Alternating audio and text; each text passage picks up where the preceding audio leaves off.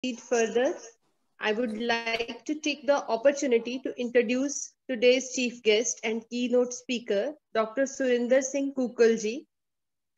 Dr. Kukal, former Dean and Professor, Punjab Agriculture University, has done excellent work in the field of soil and water conservation. He has developed a novel technique of saving irrigation water in the rice fields using a cheap, sturdy, and farmer-friendly patented tensiometer, which is being used not only in the region but at the national level as well. Dr. Kukal has handled around 15 research projects and has more than 350 research publications, including 140 peer-reviewed, well-cited research papers in the field of soil and water conservation.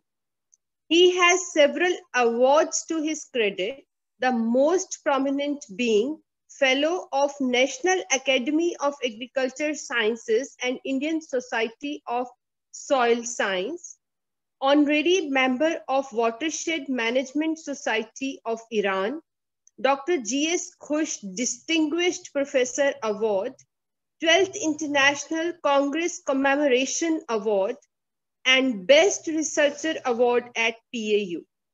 He has been visiting scientists to CSIRO Australia, apart from having been invited for delivering lead lectures in various other countries like US, Australia, China, Thailand, Serbia, Singapore, to name a few. Presently, he is a member of Punjab Water Regulation and Development Authority, Government of Punjab, Chandigarh. We are rather indeed lucky to have Dr. Surinder Singh Ji Kukal with us. And on behalf of our management and principals, I again extend you a warm welcome. And with this introduction, I hand over the platform to Dr. Surinder Singh Kukal Ji for his keynote address.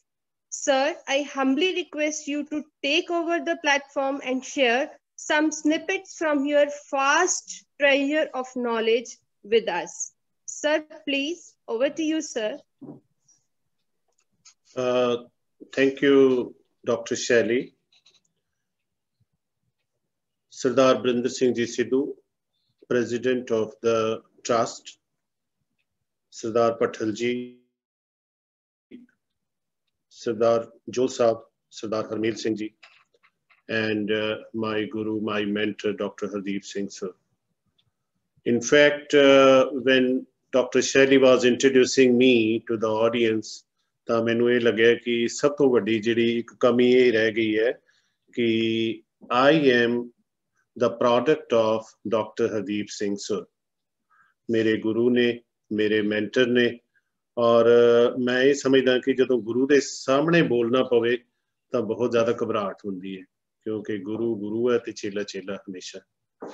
ਔਰ ਮੈਂ ਸਾਰੇ students ਨੂੰ ਇਹੀ ਹਮੇਸ਼ਾ ਕਹਿਣਾ ਹੁੰਦਾ ਕਿ ਤੁਸੀਂ ਭਾਵੇਂ ਕਿੰਨੀਆਂ ਵੀ ਬੁਲੰਦੀਆਂ ਤੇ ਪਹੁੰਚ ਜਾਓ, ਕਿੰਨੀਆਂ ਵੀ ਉਚਾਈਆਂ ਤੇ ਪਹੁੰਚ ਜਾਓ, ਪਰ ਤੁਹਾਡੇ ਗੁਰੂ ਦੇ ਸਾਹਮਣੇ ਤੁਸੀਂ ਉਹੀ ਸਟੂਡੈਂਟ ਆ, ਉਹੀ ਇੱਕ ਬੱਚਾ ਛੋਟਾ। ਸੋ ਡਾਕਟਰ ਸਰ ਸਾਹਿਬ ਨੇ ਮੇਰੀ ਮੈਂਟਰਿੰਗ ਕੀਤੀ ਹੈ।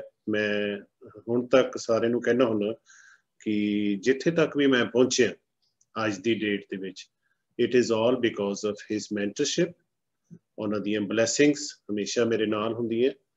And thank you, sir. Thank you very much. I'm sure he has joined the proceedings over here.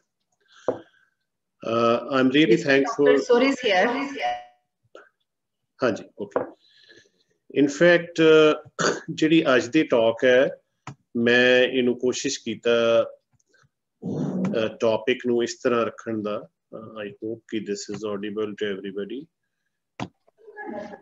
Yes, visible. Yeah. ਪਵਨ ਗੁਰੂ ਪਾਣੀ ਪਿਤਾ ਮਾਤਾ ਧਰਤ ਮਹਤ। ਇੱਕ ਤੁਕ ਦੇ ਵਿੱਚ ਗੁਰੂ ਗ੍ਰੰਥ ਸਾਹਿਬ ਦੇ ਵਿੱਚ ਐਨਵਾਇਰਨਮੈਂਟ ਨੂੰ, ਵਾਤਾਵਰਣ ਨੂੰ ਇੰਨੀ ਖੂਬਸੂਰਤੀ ਦੇ ਨਾਲ ਡਿਸਕ੍ਰਾਈਬ ਕਰਨਾ ਮੇਰੇ ਹਿਸਾਬ ਨਾਲ ਬਹੁਤ ਔਖਾ ਕੰਮ ਸੀ, ਪਰ ਗੁਰੂਆਂ ਨੇ ਕੀਤਾ, ਜਿਹੜੇ ਗੁਰੂ ਪੀਰ ਸੀ ਉਹਨਾਂ ਨੇ ਕੀਤਾ। ਪਵਨ ਹਵਾ, ਇਹਨੂੰ ਗੁਰੂ ਦਾ ਦਰਜਾ ਦਿੱਤਾ। ਪਾਣੀ ਨੂੰ ਪਿਤਾ ਦਾ ਦਰਜਾ ਦਿੱਤਾ ਔਰ ਧਰਤੀ ਨੂੰ ਗ੍ਰੇਟ ਮਦਰ ਕਿਹਾ ਗਿਆ, ਮਾਤਾ ਧਰਤ ਮਹਿਤ। ਸੋ ਮੈਂ ਇਹ ਤਿੰਨ ਚੀਜ਼ਾਂ ਨੂੰ ਲੈ ਕੇ ਬੱਚਿਆਂ ਦੇ ਨਾਲ ਪਾਰਟਿਕੂਲਰਲੀ ਔਰ ਆਪਣੇ ਜਿਹੜੇ ਯੰਗਰ ਕੁਲੀਗਸ ਨੇ, ਫੈਕਲਟੀ ਕੁਲੀਗਸ ਨੇ, ਉਹਨਾਂ ਦੇ ਨਾਲ ਕੁਝ ਗੱਲਾਂ ਕਰੂੰਗਾ। ਸਾਰੇ ਬੱਚੇ ਦੇਖ ਰਹੇ ਹੋਣੇ ਆ ਵਾਟਰ ਸਾਈਕਲ। ਮੇਰੀ ਇਹ ਡਰਾਇੰਗ ਮੈਂ ਆਪ ਬਣਾਈ ਹੈ, ਮੇਰੀ ਡਰਾਇੰਗ ਬੜੀ ਮਾੜੀ ਹੈ ਨਾ, ਸੋ ਤੁਸੀਂ ਹੱਸਿਓ ਨਾ ਮੇਰੀ ਡਰਾਇੰਗ ਦੇਖ ਕੇ। ਪਰ ਜੀ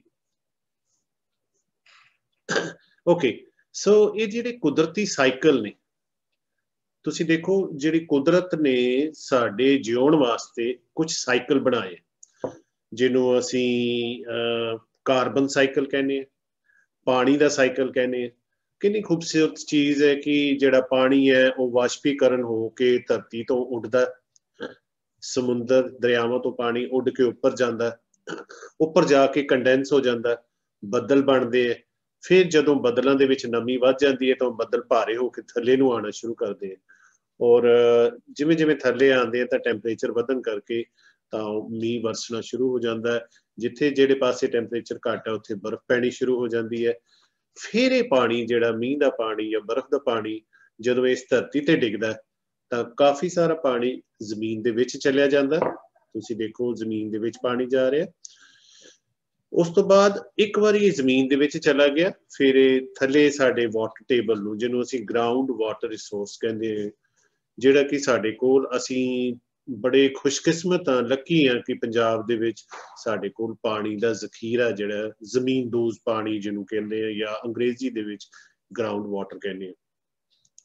ਇਸੇ ਕਰਕੇ ਜੇ ਅਸੀਂ ਕਹੀਏ ਕਿ ਸਾਡੀ ਐਗਰੀਕਲਚਰ ਵੀ, ਅਸੀਂ ਪੂਰੀ ਦੇਸ਼ ਦੇ ਵਿੱਚ ਅੱਗੇ ਹਾਂ, ਤਾਂ ਉਹਦਾ ਮੇਨ ਕਾਰਨ ਇਹ ਕਿ ਸਾਡੇ ਕੋਲ ਪਾਣੀ ਦਾ ਜ਼ਖੀਰਾ ਹੈ। ਔਰ ਜੇ ਕਿਤੇ ਮੀਂਹ ਨਹੀਂ ਪੈਂਦੇ, ਸੋਕਾ ਪੈਂਦਾ, ਤਾਂ ਸਾਨੂੰ ਫਰਕ ਨਹੀਂ ਪੈਂਦਾ, ਸਾਡੇ ਐਗਰੀਕਲਚਰ ਤੇ ਕੋਈ ਫਰਕ ਨਹੀਂ ਪੈਂਦਾ। ਸਾਡੇ ਐਗਰੀਕਲਚਰ ਦੀ ਪ੍ਰੋਡਕਟਿਵਿਟੀ ਉਨੀ ਹੁੰਦੀ ਹੈ ਜਿੰਨੀ ਕਿ ਇੱਕ ਮੀਂਹ ਪੈਂਦਾ ਨਾਰਮਲ ਸਾਲ ਦੇ ਵਿੱਚ ਹੁੰਦੀ। ਸੋ ਇਹ ਪਾਣੀ ਕੁਝ ਜ਼ਮੀਨ ਦੇ ਵਿੱਚ ਚਲਾ ਗਿਆ, ਕੁਝ ਪਾਣੀ ਰੁੜ ਕੇ ਫਿਰ ਸਮੁੰਦਰਾਂ, ਦਰਿਆਵਾਂ, ਨਦੀਆਂ ਤੋਂ ਹੁੰਦਾ ਹੋਇਆ ਸਮੁੰਦਰ ਵਿੱਚ ਚਲਾ ਗਿਆ। ਹੁਣ ਹੋਇਆ ਕਿ ਅਸੀਂ ਇਸ ਵਾਟਰ ਸਾਈਕਲ ਨੂੰ ਖਰਾਬ ਕਰ ਲਿਆ। ਖਰਾਬ ਕਿਵੇਂ ਕੀਤਾ? ਸਭ ਤੋਂ ਪਹਿਲਾਂ ਇੱਥੋਂ ਜੰਗਲਾਂ ਦੀ ਕਟਾਈ ਸ਼ੁਰੂ ਕਰਤੀ। ਹੁਣ ਇਹ ਜੰਗਲ ਦੀ ਕਟਾਈ ਜਿਹੜੀ ਹੈ, ਇਹਦੇ ਨਾਲ ਦੋ ਤਰ੍ਹਾਂ ਦਾ ਫਰਕ ਪਿਆ। ਇੱਕ ਤਾਂ ਵਾਸ਼ਪੀਕਰਨ ਘਟ ਗਿਆ। ਹੁਣ ਤੁਸੀਂ ਕਹੋਗੇ ਵਾਸ਼ਪੀਕਰਨ ਕਿਵੇਂ ਘਟ ਗਿਆ? ਜ਼ਮੀਨ ਤਾਂ ਉੱਥੇ ਹੈਗੀ ਹੈ, ਬਿਲਕੁਲ ਹੈਗੀ ਹੈ, ਪਰ ਇੱਕ ਦਰਖਤ ਕਿੰਨਾ ਥਾਂ ਘੇਰਦਾ ਹੋਏਗਾ? ਵੱਧ ਤੋਂ ਵੱਧ 100 ਸਕੁਅਰ ਮੀਟਰ। ਪਰ ਉਸ ਦਰਖਤ ਤੇ ਤੁਸੀਂ ਕਦੀ ਸੋਚਿਆ ਹੈ ਕਿ ਕਿੰਨੇ ਹਜ਼ਾਰਾਂ ਲੱਖਾਂ ਪੱਤੇ ਹੁੰਦੇ ਆ, ਔਰ ਹਰ ਪੱਤੇ ਤੋਂ ਵਾਸ਼ਪੀਕਰਨ ਹੁੰਦਾ। ਸੋ ਉਹ ਲੱਖਾਂ ਪੱਤਿਆਂ ਦਾ ਤੁਸੀਂ ਸਰਫੇਸ ਏਰੀਆ ਦੇਖ ਲਓ ਤਾਂ ਉਹ 100 ਸਕੁਅਰ ਮੀਟਰ ਸਰਫੇਸ ਏਰੀਆ ਜ਼ਮੀਨ ਅਸਮਾਨ ਦਾ ਫਰਕ ਹੈ। ਸੋ ਦੂਸਰੀ ਗੱਲ ਕਿ ਜਦੋਂ ਮੀਂਹ ਪਿਆ ਤਾਂ ਉਹ ਮੀਂਹ ਨੂੰ ਸਾਂਭਣ ਵਾਸਤੇ ਜੰਗਲ ਜਾਂ ਦਰਖਤ ਜਾਂ ਵਨਸਪਤੀ ਬੜਾ ਵੱਡਾ ਰੋਲ ਪਲੇ ਕਰਦੇ। ਪਰ ਜੇ ਆਪਾਂ ਉਹ ਵਨਸਪਤੀ ਹਟਾ ਹੀ ਦਿੱਤੀ, ਜੰਗਲ ਕੱਟ ਦਿੱਤੇ, ਡੀਫੋਰੈਸਟੇਸ਼ਨ ਕਰਤੀ, ਤਾਂ ਉਹ ਪਾਣੀ ਫਿਰ ਬੇਕਾਬੂ ਹੋ ਜਾਂਦਾ। ਬੇਕਾਬੂ ਹੋ ਕੇ ਰੁੜਦਾ ਫਿਰ ਹੜ੍ਹ ਆ ਜਾਂਦੇ, ਜਾਂ ਤਾਂ ਸੋਕਾ ਪੈ ਰਿਹਾ ਜੰਗਲ ਕਟਾਈ ਕਰਕੇ, ਤੇ ਹੜ੍ਹ ਵੀ ਆ ਰਹੇ ਜੰਗਲ ਕਟਾਈ ਕਰਕੇ। ਸੋ ਇਹ ਇਸ ਤਰੀਕੇ ਨਾਲ ਇਹ ਵਾਟਰ ਸਾਈਕਲ ਡਿਸਟਰਬ ਹੋ ਗਿਆ। ਤੇ ਹੁਣ ਤੁਸੀਂ ਦੇਖ ਰਹੇ ਹੋ ਮੀਂਹ ਕਿਵੇਂ ਪੈਂਦਾ, 10 ਮਿੰਟ 15 ਮਿੰਟ, ਵੱਧ ਤੋਂ ਵੱਧ ਅੱਧਾ ਘੰਟਾ ਮੀਂਹ ਪੈਂਦਾ, ਬੜਾ ਤੇਜ਼ ਮੀਂਹ ਪੈ ਜਾਂਦਾ। ਉਸ ਤੋਂ ਬਾਅਦ ਫਿਰ ਕੋਈ ਪਤਾ ਨਹੀਂ 5 7 10 ਦਿਨ ਮੀਂਹ ਨਾ ਪਵੇ। ਕਈ ਵਾਰੀ ਮਹੀਨਾ ਮੀਂਹ ਨਹੀਂ ਪੈਂਦਾ। ਔਰ ਇਸ ਵਾਰੀ ਤੁਸੀਂ ਦੇਖਿਆ ਸੈਪਟੈਂਬਰ ਦਾ ਮਹੀਨਾ ਪੂਰਾ ਮੀਂਹ ਨਹੀਂ ਪਿਆ, ਅਕਤੂਬਰ ਸਾਰਾ ਖੁਸ਼ਕ ਨਿਕਲ ਗਿਆ, ਅੱਜ ਅਕਤੂਬਰ ਦਾ ਲਾਸਟ ਡੇ। ਸੋ ਇਹ ਇੱਕ ਵਾਟਰ ਸਾਈਕਲ ਜਿਹੜਾ ਪ੍ਰਮਾਤਮਾ ਨੇ ਸਾਨੂੰ ਬਖਸ਼ਿਆ ਸੀ, ਇੱਕ ਅਨਮੋਲ ਚੀਜ਼ ਦਿੱਤੀ ਸੀ, ਪਾਣੀ ਦਾ ਸਾਈਕਲ, ਅਸੀਂ ਉਹ ਖਰਾਬ ਕਰ ਲਿਆ। ਸੋ ਮੀਂਹ ਪੈ, ਉਹ ਝੜੀ ਜਿਹੜੀ ਲੱਗਦੀ ਹੁੰਦੀ ਸੀ, ਹਲਕਾ ਹਲਕਾ ਮੀਂਹ ਪੈਂਦਾ ਸੀ, ਉਹ ਸਾਰੇ ਦਾ ਸਾਰਾ ਜ਼ਮੀਨ ਦੇ ਵਿੱਚ ਚਲਾ ਜਾਂਦਾ ਸੀ, ਸਾਂਭਿਆ ਜਾਂਦਾ ਸੀ ਉਹ ਪਾਣੀ। ਤੇ ਹੁਣ ਸਾਡੇ ਤੋਂ ਪਾਣੀ ਸਾਂਭੇ ਨਹੀਂ ਜਾ ਰਿਹਾ। ਹੜ੍ਹ ਆ ਗਏ, ਪਾਣੀ ਰੁੜ ਗਏ, ਹੋ ਗਿਆ ਸਤਲੁਜ ਦਰਿਆ ਦੂਜੇ ਦਰਿਆਵਾਂ ਤੋਂ ਹੁੰਦਾ ਹੋਇਆ ਸਮੁੰਦਰਾਂ ਵਿੱਚ। ਇੱਕ ਵਾਰੀ ਤਾਂ ਜਿਹੜਾ ਪਾਣੀ ਸਮੁੰਦਰ ਦੇ ਵਿੱਚ ਜਾ ਰਿਹਾ, ਉਹ ਸਾਡੇ ਵਾਸਤੇ ਉਹਦਾ ਕੋਈ ਫਾਇਦਾ ਨਹੀਂ। ਦੂਜੇ ਪਾਸੇ ਆਈਏ ਕਿ ਜੰਗਲ ਕੱਟਣ ਦੇ ਨਾਲ ਇਹ ਹੋ ਗਿਆ ਕਿ ਇੱਕ ਕਾਰਬਨ ਸਾਈਕਲ ਪਰਮਾਤਮਾ ਨੇ ਕੀਤਾ। ਕਿ ਦੇਖੋ ਹਵਾ ਦੇ ਵਿੱਚ ਕੀ ਹੈ? ਕਾਰਬਨ ਡਾਈਆਕਸਾਈਡ ਹੈ, ਨਾਈਟ੍ਰੋਜਨ ਹੈ, ਆਕਸੀਜਨ ਹੈ। ਹੁਣ ਸਾਡੇ ਵਾਸਤੇ ਕੀ ਹੈ ਸਰਵਾਈਵ ਕਰਨ ਵਾਸਤੇ ਜ਼ਰੂਰੀ? ਆਕਸੀਜਨ। ਜਦੋਂ ਅਸੀਂ ਬਾਹਰ ਸਾਹ ਛੱਡਦੇ ਹਾਂ ਤਾਂ ਕਾਰਬਨ ਡਾਈਆਕਸਾਈਡ ਨਿਕਲਦੀ ਹੈ। ਹੁਣ ਉਹ ਆਕਸੀਜਨ ਪਲਾਂਟਸ, ਦੇਖੋ ਪ੍ਰਮਾਤਮਾ ਨੇ ਕੀ ਕੀਤਾ ਕਿ ਜਿਹੜੇ ਪਲਾਂਟਸ ਨੇ ਉਹਨਾਂ ਦਾ ਉਲਟ ਕਰਤਾ। ਹਾਲਾਂਕਿ ਉਹ ਵੀ ਸਾਹ ਲੈਂਦੇ ਆ, ਆਕਸੀਜਨ ਲੈ ਰਹੇ ਆ, ਕਾਰਬਨ ਡਾਈਆਕਸਾਈਡ ਛੱਡਦੇ ਵੀ ਹੈ ਜਿਵੇਂ ਅਸੀਂ ਕਰਦੇ ਹਾਂ। ਪਰ ਐਟ ਦ ਸੇਮ ਟਾਈਮ ਇੱਕ ਜਿਹੜਾ ਫੋਟੋਸਿੰਥੇਸਿਸ ਪ੍ਰੋਸੈਸ ਹੈ, ਜਿਹਦੇ ਨਾਲ ਜਿਹੜੀ ਵਨਸਪਤੀ ਹੈ, ਪਲਾਂਟਸ ਨੇ, ਟਰੀਜ਼ ਨੇ, ਉਹ ਆਪਣਾ ਖਾਣਾ ਤਿਆਰ ਕਰਦੇ ਆ, ਉਸ ਪ੍ਰੋਸੈਸ ਨੂੰ ਅਸੀਂ ਫੋਟੋਸਿੰਥੇਸਿਸ ਕਹਿੰਦੇ ਹਾਂ। ਤੇ ਫੋਟੋਸਿੰਥੇਸਿਸ ਦੇ ਵਿੱਚ ਕਾਰਬਨ ਡਾਈਆਕਸਾਈਡ ਚਾਹੀਦਾ, ਪਾਣੀ ਚਾਹੀਦਾ, ਤੇ ਕਲੋਰੋਫਿਲ ਹੁੰਦਾ ਇੱਕ ਗ੍ਰੀਨ ਪਿਗਮੈਂਟ ਜਿਹਦੇ ਕਰਕੇ ਪਲਾਂਟਸ ਗ੍ਰੀਨ ਲੱਗਦੇ ਆ। ਸੋ ਇਹ ਸਾਰਿਆਂ ਦੀ ਵਰਤੋਂ ਕਰਕੇ ਧਰਤੀ ਤੋਂ ਤੱਤ ਲਏ ਜਾਂਦੇ ਆ, ਨਿਊਟ੍ਰੀਐਂਟ ਲਏ ਜਾਂਦੇ ਆ, ਨਾਈਟ੍ਰੋਜਨ, ਫਾਸਫੋਰਸ, ਪੋਟਾਸ਼, ਹੋਰ ਛੋਟੇ ਤੱਤ ਲੈ ਕੇ ਜਿਹੜੇ ਪੌਦੇ ਨੇ ਇਹ ਆਪਣਾ ਫੂਡ ਬਣਾਉਂਦੇ ਆ। ਤੇ ਤੁਹਾਨੂੰ ਪਤਾ ਅਸੀਂ ਸਾਰੇ ਵੀ ਇਹਨਾਂ ਤੇ ਡਿਪੈਂਡੈਂਟ ਆ, ਸਾਰੇ ਐਨੀਮਲਸ ਇਹਨਾਂ ਤੇ ਡਿਪੈਂਡ ਨੇ। ਜੇ ਅਸੀਂ ਸ਼ਾਕਾਹਾਰੀ ਹਾਂ ਤਾਂ ਅਸੀਂ ਕੰਪਲੀਟਲੀ ਡਿਪੈਂਡੈਂਟ ਆ ਪਲਾਂਟਸ ਤੇ, ਜੇ ਅਸੀਂ ਮਾਸਾਹਾਰੀ ਹਾਂ ਤਾਂ ਅਸੀਂ ਇੰਡੀਪੈਂਡੈਂਟਲੀ ਆਈ ਮੀਨ ਹੈਗੇ ਇਨਡਾਇਰੈਕਟਲੀ ਡਿਪੈਂਡੈਂਟ ਆ ਪਲਾਂਟਸ ਤੇ, ਕਿਉਂਕਿ ਐਨੀਮਲ ਖਾ ਰਹੇ ਆ ਪਹਿਲੇ ਪਲਾਂਟਸ ਨੂੰ, ਉਹ ਗਰੋ ਕਰ ਰਹੇ, ਫਿਰ ਅਸੀਂ ਐਨੀਮਲ ਨੂੰ ਖਾ ਰਹੇ ਹੈ ਨਾ। ਸੋ ਡਾਇਰੈਕਟਲੀ ਜਾਂ ਇਨਡਾਇਰੈਕਟਲੀ ਅਸੀਂ ਸਾਰੇ ਪਲਾਂਟਸ ਤੇ ਡਿਪੈਂਡੈਂਟ ਆ। ਹੁਣ ਕੁਦਰਤ ਨੇ ਕੀ ਬਣਾਇਆ ਕਿ ਜਿਹੜੀ ਵੀ ਚੀਜ਼ ਉਪਜੀ ਹੈ ਉਹ ਫਿਰ ਧਰਤੀ ਦੇ ਵਿੱਚ ਜਾਣੀ ਚਾਹੀਦੀ ਹੈ, ਧਰਤੀ ਤੋਂ ਫਿਰ ਹੌਲੀ ਹੌਲੀ ਕਾਰਬਨ ਡਾਈਆਕਸਾਈਡ ਨਿਕਲ ਕੇ ਜਾ ਰਹੀ ਹੈ। ਤਾਂ ਅਸੀਂ ਕੀ ਕਰਦੇ ਹਾਂ, ਅਸੀਂ ਹੁਣ ਮੰਨ ਲਓ ਇੱਕ ਕ੍ਰੌਪ ਅੱਜ ਕੱਲ੍ਹ ਝੋਨਾ, ਉਹਦੀ ਹਾਰਵੈਸਟਿੰਗ ਕੀਤੀ, ਪੈਡੀ ਦੀ, ਰਾਈਸ ਕ੍ਰੌਪ ਦੀ ਹਾਰਵੈਸਟਿੰਗ ਕਰਨ ਤੋਂ ਬਾਅਦ ਮਕੈਨੀਕਲ ਹਾਰਵੈਸਟਿੰਗ ਕੀਤੀ ਹੈ, ਏਡਾ ਐਡਾ ਸਾਡਾ ਸਟਰਾ ਖੜਾ ਹੈ, ਉਹਨੂੰ ਅੱਗ ਲਾਈ ਫਟਾਫਟ। ਉਹ ਸਟਰਾ ਜਿਹੜਾ ਕਿ ਜ਼ਮੀਨ ਦੇ ਵਿੱਚ ਜਾਣਾ ਚਾਹੀਦਾ ਸੀ, ਪਰਮਾਤਮਾ ਨੇ ਜਿਹੜਾ ਕਾਰਬਨ ਸਾਈਕਲ ਇਸੇ ਕਰਕੇ ਬਣਾਇਆ ਕਿ ਉਹ ਸਟਰਾ ਜ਼ਮੀਨ ਦਾ ਹਿੱਸਾ ਬਣਨਾ ਚਾਹੀਦਾ ਸੀ, ਹੌਲੀ ਹੌਲੀ ਕਾਰਬਨ ਡਾਈਆਕਸਾਈਡ ਬਣ ਕੇ ਜਾਂਦੀ, ਭਾਵੇਂ ਸਾਲ, 2 ਸਾਲ, 5 ਸਾਲ, 10 ਸਾਲ। ਪਰ ਅਸੀਂ ਉਸੇ ਕਾਰਬਨ ਡਾਈਆਕਸਾਈਡ ਨੂੰ ਘੰਟਿਆਂ 'ਚ ਅੱਗ ਲਾਈ, ਹੋ ਗਿਆ ਸਾਰਾ ਕਾਰਬਨ ਬਰਨ ਹੋ ਕੇ ਕਾਰਬਨ ਡਾਈਆਕਸਾਈਡ ਬਣ ਕੇ ਵਾਪਸ ਐਟਮੋਸਫੇਅਰ ਦੇ ਵਿੱਚ। ਇਸੇ ਤਰ੍ਹਾਂ ਕਾਰਖਾਨਿਆਂ ਤੋਂ ਸਾਰੇ ਦੀ ਕਾਰਬਨ ਡਾਈਆਕਸਾਈਡ ਜਾ ਰਹੀ ਹੈ। ਸੋ ਕਰ ਕੀ ਦਿੱਤਾ ਕਿ ਕਾਰਬਨ ਡਾਈਆਕਸਾਈਡ ਲੈਵਲ ਵਧਾ ਦਿੱਤਾ, ਉਹਦੇ ਨਾਲ ਫਿਰ ਤੁਹਾਨੂੰ ਪਤਾ ਹੈ ਗਲੋਬਲ ਵਾਰਮਿੰਗ ਹੋ ਗਈ, ਟੈਂਪਰੇਚਰ ਵੱਧ ਗਏ, ਮੀਂਹ ਪਹਿਲਾਂ ਘਟੇ ਸੀ ਵਾਟਰ ਸਾਈਕਲ ਡਿਸਟਰਬ ਹੋਣ ਕਰਕੇ। ਸੋ ਕਾਰਬਨ ਡਾਈਆਕਸਾਈਡ ਡਿਸਟਰਬ ਹੋ ਗਿਆ ਤੇ ਸਾਡੇ ਸੋ ਟੈਂਪਰੇਚਰ ਵੱਧ ਗਿਆ। ਟੈਂਪਰੇਚਰ ਵਧਣ ਨਾਲ ਕਈ ਚੀਜ਼ਾਂ ਹੋ ਗਈਆਂ, ਸਾਡੇ ਬਿਮਾਰੀਆਂ ਵੱਧ ਗਈਆਂ, ਸਾਡੀਆਂ ਫਸਲਾਂ ਦਾ ਝਾੜ ਘਟ ਰਿਹਾ। ਸੋ ਇਹ ਕਾਰਬਨ ਸਾਈਕਲ ਵੀ ਡਿਸਟਰਬ ਹੋ ਗਿਆ, ਵਾਟਰ ਸਾਈਕਲ ਵੀ ਡਿਸਟਰਬ ਹੋ ਗਿਆ। ਤੇ ਅਗਰ ਮੈਂ ਗੱਲ ਕਰਾਂ ਸਾਡੇ ਵਾਤਾਵਰਣ ਦੇ 3 ਬਹੁਤ ਇੰਪੋਰਟੈਂਟ ਜਿਹੜੇ ਕੰਪੋਨੈਂਟ ਨੇ, ਰਿਸੋਰਸਿਸ ਨੇ, ਪਾਣੀ, ਹਵਾ ਤੇ ਧਰਤੀ, ਤੇ ਤਿੰਨੇ ਆਪਸ ਵਿੱਚ ਜੁੜੇ। ਜੇ ਤੁਸੀਂ ਪਾਣੀ ਖਰਾਬ ਕੀਤਾ ਤੇ ਪਵਨ ਖਰਾਬ ਹੋਏਗੀ, ਪਵਨ ਖਰਾਬ ਹੋਈ ਧਰਤੀ ਖਰਾਬ ਹੋਏਗੀ, ਧਰਤੀ ਖਰਾਬ ਹੋਈ ਤਾਂ ਪਵਨ ਖਰਾਬ ਹੋਏਗੀ, ਪਾਣੀ ਖਰਾਬ ਹੁੰਦਾ। ਇਹਨੂੰ ਤੁਸੀਂ ਅਲੱਗ ਕਰਕੇ ਨਹੀਂ ਦੇਖ ਸਕਦੇ। ਸੋ ਇਸੇ ਕਰਕੇ ਮੈਂ ਇੱਥੇ ਕੋਈ ਪਿਕਚਰ ਡਿਪਿਕਟ ਕਰਨ ਦੀ ਕੋਸ਼ਿਸ਼ ਕੀਤੀ ਹੈ ਕਿ ਕਿਸ ਤਰੀਕੇ ਦੇ ਨਾਲ ਅਸੀਂ ਆਪਣੇ ਵਾਟਰ ਸਾਈਕਲ, ਕਾਰਬਨ ਸਾਈਕਲ ਤੇ ਹੋਰ ਸਾਈਕਲ ਨੇ, ਜਿੰਨੇ ਵੀ ਨਿਊਟ੍ਰੀਐਂਟ ਸਾਈਕਲ ਨੇ, ਇਹਨਾਂ ਨੂੰ ਖਰਾਬ ਕਰ ਲਿਆ। ਤੇ ਫਿਰ ਹੁਣ ਅਸੀਂ ਉਹਦੇ ਸੋਚੀ ਜਾਂਦੇ ਹੁਣ ਕੀ ਕੀਤਾ ਜਾਵੇ। ਪਰ ਕੋਈ ਗੱਲ ਨਹੀਂ, ਇਟਸ ਨੈਵਰ ਟੂ ਲੇਟ। ਜੇ ਹੁਣ ਵੀ ਆਪਾਂ ਸੰਭਲ ਜਾਈਏ ਤਾਂ ਅਸੀਂ ਆਪਣੇ ਇਸ ਵਾਤਾਵਰਣ ਨੂੰ ਠੀਕ ਕਰ ਸਕਦੇ।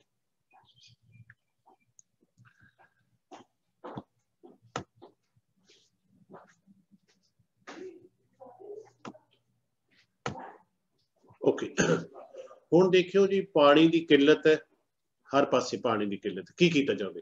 ਤੁਹਾਡੇ ਰੈਜ਼ਰਵਾਇਰ ਖਾਲੀ ਹੋ ਗਏ, ਪਾਣੀ ਜਿਹੜਾ ਬਾਰਿਸ਼ਾਂ ਦਾ ਰੁੜ ਕੇ ਸਮੁੰਦਰਾਂ 'ਚ ਚਲਾ ਜਾਂਦਾ, ਲੋਕਾਂ ਨੂੰ ਦੂਰੋਂ ਦੂਰੋਂ ਪਾਣੀ ਲੈ ਕੇ ਆਉਣਾ ਪੈਂਦਾ। ਤੇ 2016 ਦੇ ਵਿੱਚ ਕੀ ਹੋਇਆ ਸੀ ਕਿ ਅਸੀਂ ਟ੍ਰੇਨ ਦੇ ਰਾਹੀਂ ਪਾਣੀ ਲੈ ਕੇ ਗਏ। ਇਹ ਪਹਿਲੀ ਵਾਰੀ ਹੋਇਆ ਇਸ ਸਾਡੀ ਕੰਟਰੀ ਦੇ ਵਿੱਚ, ਸ਼ਾਇਦ ਮੈਨੂੰ ਲੱਗਦਾ ਗਲੋਬਲ ਲੈਵਲ ਤੇ ਪਹਿਲੀ ਵਾਰੀ, ਅੱਗੇ ਕਦੀ ਨਹੀਂ ਸੀ ਸੁਣਿਆ ਕਿ ਇੱਕ ਥਾਂ ਤੋਂ ਪਾਣੀ ਦੂਜੇ ਥਾਂ ਤੇ ਸਾਨੂੰ ਟ੍ਰੇਨ ਦੇ ਵਿੱਚ ਲਿਜਾਣਾ ਪਿਆ। ਕਿਉਂਕਿ ਜਿੱਥੇ ਪਾਣੀ ਲੈ ਕੇ ਗਏ ਉਹਨਾਂ ਕੋਲ ਇੱਕ ਕਤਰਾ ਪਾਣੀ ਪੀਣ ਨੂੰ ਨਹੀਂ ਸੀ। ਕਦੀ ਤੁਸੀਂ ਸੋਚ ਸਕਦੇ? ਹਾਲਾਂਕਿ ਅਸੀਂ ਲੋਕ ਲੱਕੀ ਹਾਂ ਪੰਜਾਬ ਦੇ ਵਿੱਚ ਕਿ ਪੰਜਾਬ ਦੇ ਵਿੱਚ ਇਸ ਤਰ੍ਹਾਂ ਦੀ ਸਿਚੁਏਸ਼ਨ ਨਹੀਂ ਆਈ। ਪਰ ਮੈਂ ਇੱਥੇ ਇਹ ਜ਼ਰੂਰ ਦੱਸਣਾ ਚਾਹੂੰਗਾ ਕਿ ਜਿਸ ਹਿਸਾਬ ਦੇ ਨਾਲ ਅਸੀਂ ਆਪਣੀ ਦੁਰਵਰਤੋਂ ਕਰ ਰਹੇ ਹਾਂ ਵਾਤਾਵਰਣ ਦੀ, ਪਾਣੀ ਦੀ, ਹਵਾ ਦੀ, ਤਾਂ ਇਸ ਤਰ੍ਹਾਂ ਸਿਚੁਏਸ਼ਨ ਆਉਣਾ ਕੋਈ ਵੱਡੀ ਗੱਲ ਨਹੀਂ ਗੀ। ਹੁਣ ਉਹਨੂੰ 10 ਸਾਲ ਲੱਗਦੇ ਆ, 15 ਸਾਲ ਲੱਗਦੇ, 20 ਸਾਲ ਲੱਗਦੇ। ਜਾਂ ਦੂਜਾ ਤਰੀਕਾ ਹੈ ਕਿ ਅਸੀਂ ਸੰਭਲ ਜਾਈਏ, ਪਾਣੀ ਨੂੰ ਸੰਭਾਲ ਲਈਏ, ਵਾਤਾਵਰਣ ਨੂੰ ਸੰਭਾਲ ਲਈਏ। ਇਹ ਹੁਣ ਇਹ ਡਿਪੈਂਡ ਕਰਦਾ ਵੀ ਕਿੰਨਾ ਕੁ ਅਸੀਂ ਇਸ ਚੀਜ਼ ਬਾਰੇ ਸੋਚਦੇ ਹਾਂ। ਫਿਰ ਇੱਕ ਨਾ ਸਿਰਫ ਪਾਣੀ ਦੀ ਮਿਕਦਾਰ ਘਟੀ ਹੈ, ਪਾਣੀ ਦਾ ਪ੍ਰਦੂਸ਼ਣ ਹੋ ਗਿਆ। ਹੁਣ ਤੁਸੀਂ ਦੇਖੋ, ਜਿੰਨਾ ਤੁਹਾਡਾ ਸੀਵਰੇਜ ਸ਼ਹਿਰਾਂ ਦਾ, ਇਹ ਸਾਡੇ ਨਾਲਿਆਂ 'ਚ ਗਿਰਦਾ। ਤੇ ਲੁਧਿਆਣੇ ਦਾ ਬੁੱਢਾ ਨਾਲਾ, ਇਹ ਹਰ ਬੁੱਢਾ ਨਾਲਾ ਹਰ ਤੁਹਾਨੂੰ ਸ਼ਹਿਰ 'ਚ, ਹਰ ਟਾਊਨ 'ਚ ਮਿਲੇਗਾ, ਕਿਉਂਕਿ ਸੀਵਰ ਦਿਖਣਾ ਕਿਤੇ ਨਾ ਕਿਤੇ। ਉਹ ਨਾਲੇ ਜਾ ਕੇ ਮਿਲਦੇ ਆ ਦਰਿਆਵਾਂ ਦੇ ਵਿੱਚ, ਤੇ ਦਰਿਆ ਦਾ ਪਾਣੀ ਖਰਾਬ ਕੀਤਾ। ਈਵਨ ਅਸੀਂ ਉਹੀ ਦਰਿਆ ਜਿਹੜਾ ਸਮੁੰਦਰ 'ਚ ਜਾਣਾ, ਤੇ ਅਸੀਂ ਇੰਡਾਇਰੈਕਟਲੀ ਸਮੁੰਦਰ ਦਾ ਪਾਣੀ ਵੀ ਅਸੀਂ ਗੰਦਾ ਕਰ ਰਹੇ ਹਾਂ, ਜਿਹੜਾ ਕਿ ਸਾਡੇ ਕੋਲੋਂ ਹਜ਼ਾਰਾਂ ਮੀਲ ਦੂਰ ਹੈ ਪੰਜਾਬ ਤੋਂ। फिर ये देखो एक जलंधर दे कोल जिहड़ी लैदर फैक्ट्री दे विचों कितना गंदा पानी निकल रहा, तुसीं दोवां पानियां दा रंग दा फर्क देख सकदे। तीसरी चीज़ ये हुण किसे टाइम ते ये चीज़ ठीक सी कि पानी दे विच विसर्जन करना, अज ये ठीक नहीं है। उस टाइम ते आबादी घट सी, पानी दे स्रोत ज्यादा सी, ते असीं कहंदे हुंदे सी भी चलो जिहड़ी भी पूजा समग्री है फलाना ढींगना जो मूर्तियां वगैरह ने पानी दे विच विसर्जन।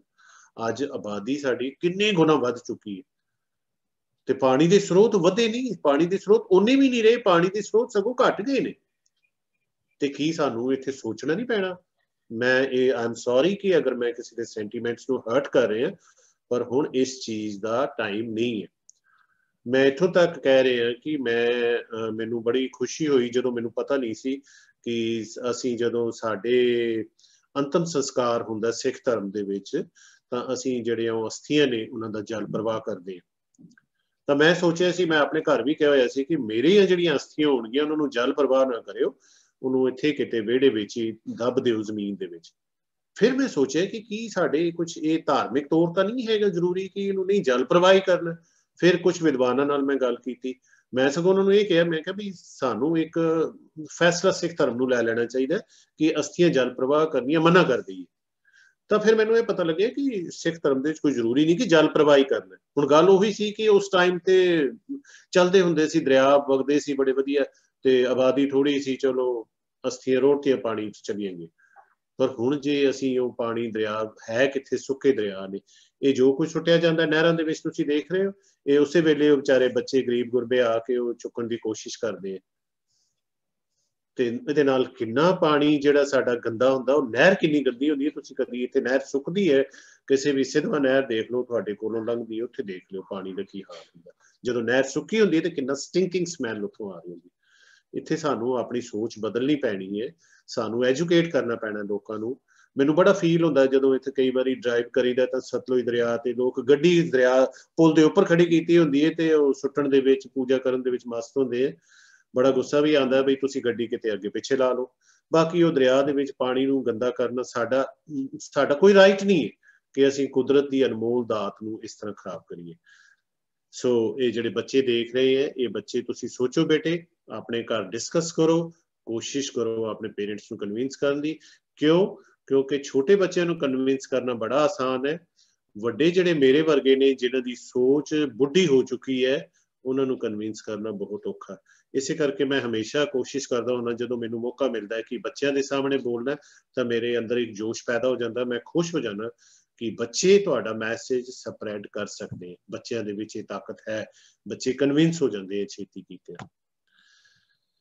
अगर अगे आइए जी, जंगल खत्म हो रहे हुण जंगल या वनस्पति या जिहड़े दरखत ने, ये कार्बन साइकिल का हिस्सा ने। हुण देखो ये जिहड़ा पहली फोटो दिखाई हुई है, ये पुराना पंजाब सी। देखो किदां गोहा सांभिया होया है, पाथियां बना रहे हैं, किदां ये अपने असीं पराली सांभी हुई है फॉडर वास्ते।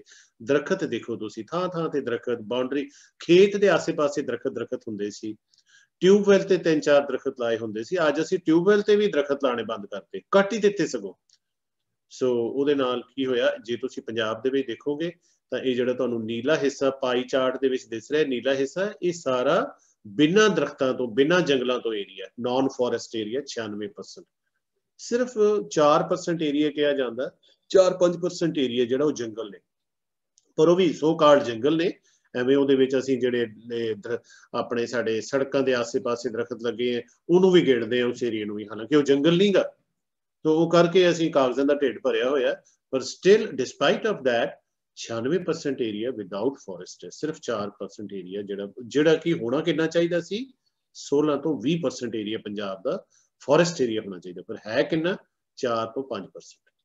सो फिर कार्बन साइकिल तो विगड़ना ही है ना, जिहदे करके मीह देखो हुण उही गल आ गई, मीह पैंदे नहीं, जे मीह पए हैं तो सांभे नहीं जाता क्योंकि हड़ आ जाते हैं। तरसदे हैं, मीह नहीं पैंदा तां तरसदे हैं, मीह पैंदा फिर कोसना शुरू कर देने हैं, पानी मेरे घर आ गया, गलियां भर गई, बाहर नहीं जा हुंदा, फलाना नहीं हो गया, ढींगा नहीं हो गया, तो कसूर किहदा? कसूर साडा अपना। सो कार्बन साइकिल नूं डिस्टर्ब कीता। हुण आ गया सॉरी वड्डा क्वेश्चन है भी हुण की करिए। This is a big question mark, की करिए? हुण असीं थोड़ा जिहा देखदे की करिए, हमेशा जदों कुछ करना है तो सरकारां वाल ना देखो, पहला ये देखो कि मैं एक एज एन इंडिविजुअल एक कला बंदा मैं की कर सकदा, पानी का साइकिल इनू ठीक किया जा सकता है तो मैं कहां हाँ कि कर सकदा। हुण छोटी छोटियां गल्लां अगर लैके चलीए ना, शुरू हमेशा शुरुआत होंदी छोटियां छोटियां गल्लां तो, फिर जाके वड्डे ते पहुंचदे, पर छोटी छोटियां गल्लां कई बारी बहुत वड्डा असर कर जांदियां। हुण देखो पहली फोटो दे विच भांडे धोण दा मैं दस्सिया, ये आम साढ़े आदत है कि लेडी कोई भी भावें वो मेड है भावें असीं आप भांडे धोने, भांडे रखे टूटी थले टूटी वगाती, वो जिन्नी देर डिटर्जेंट ला रहे टूटी मौज नाल चल रही है। हुण इत्थे तुसीं सोचोगे भी इहदे नाल की फर्क पिया, मैं तुहानूं दस्सां जे 5 मिनट भी तुसीं डिटर्जेंट लाउण ते वरते ते दिन सिर्फ एक बारी भांडे सॉरी 2 बारी भांडे मांजदे ਤਾਂ ਤੁਸੀਂ ਸਮਝ ਸਕਦੇ ਹੋ ਕਿ ਕਿੰਨਾ ਤੁਹਾਡਾ ਉਹ 5 ਮਿੰਟ ਦੇ ਵਿੱਚ ਮੈਂ ਪਾਣੀ ਜਦੋਂ ਭਾਂਡੇ ਧੋਣੇ ਆ ਉਹ ਪਾਣੀ ਨਹੀਂ ਗਿਣ ਰਿਹਾ, ਮੈਂ ਪਾਣੀ ਕਿਹੜਾ ਗਿਣ ਰਿਹਾ ਜਦੋਂ ਤੁਸੀਂ ਡਿਟਰਜੈਂਟ ਲਾ ਰਹੇ ਹੋ, ਔਰ ਮੈਂ ਸਿਰਫ 5 ਮਿੰਟ ਲੈ ਰਿਹਾ ਡਿਟਰਜੈਂਟ ਲਾਉਣ ਦੇ।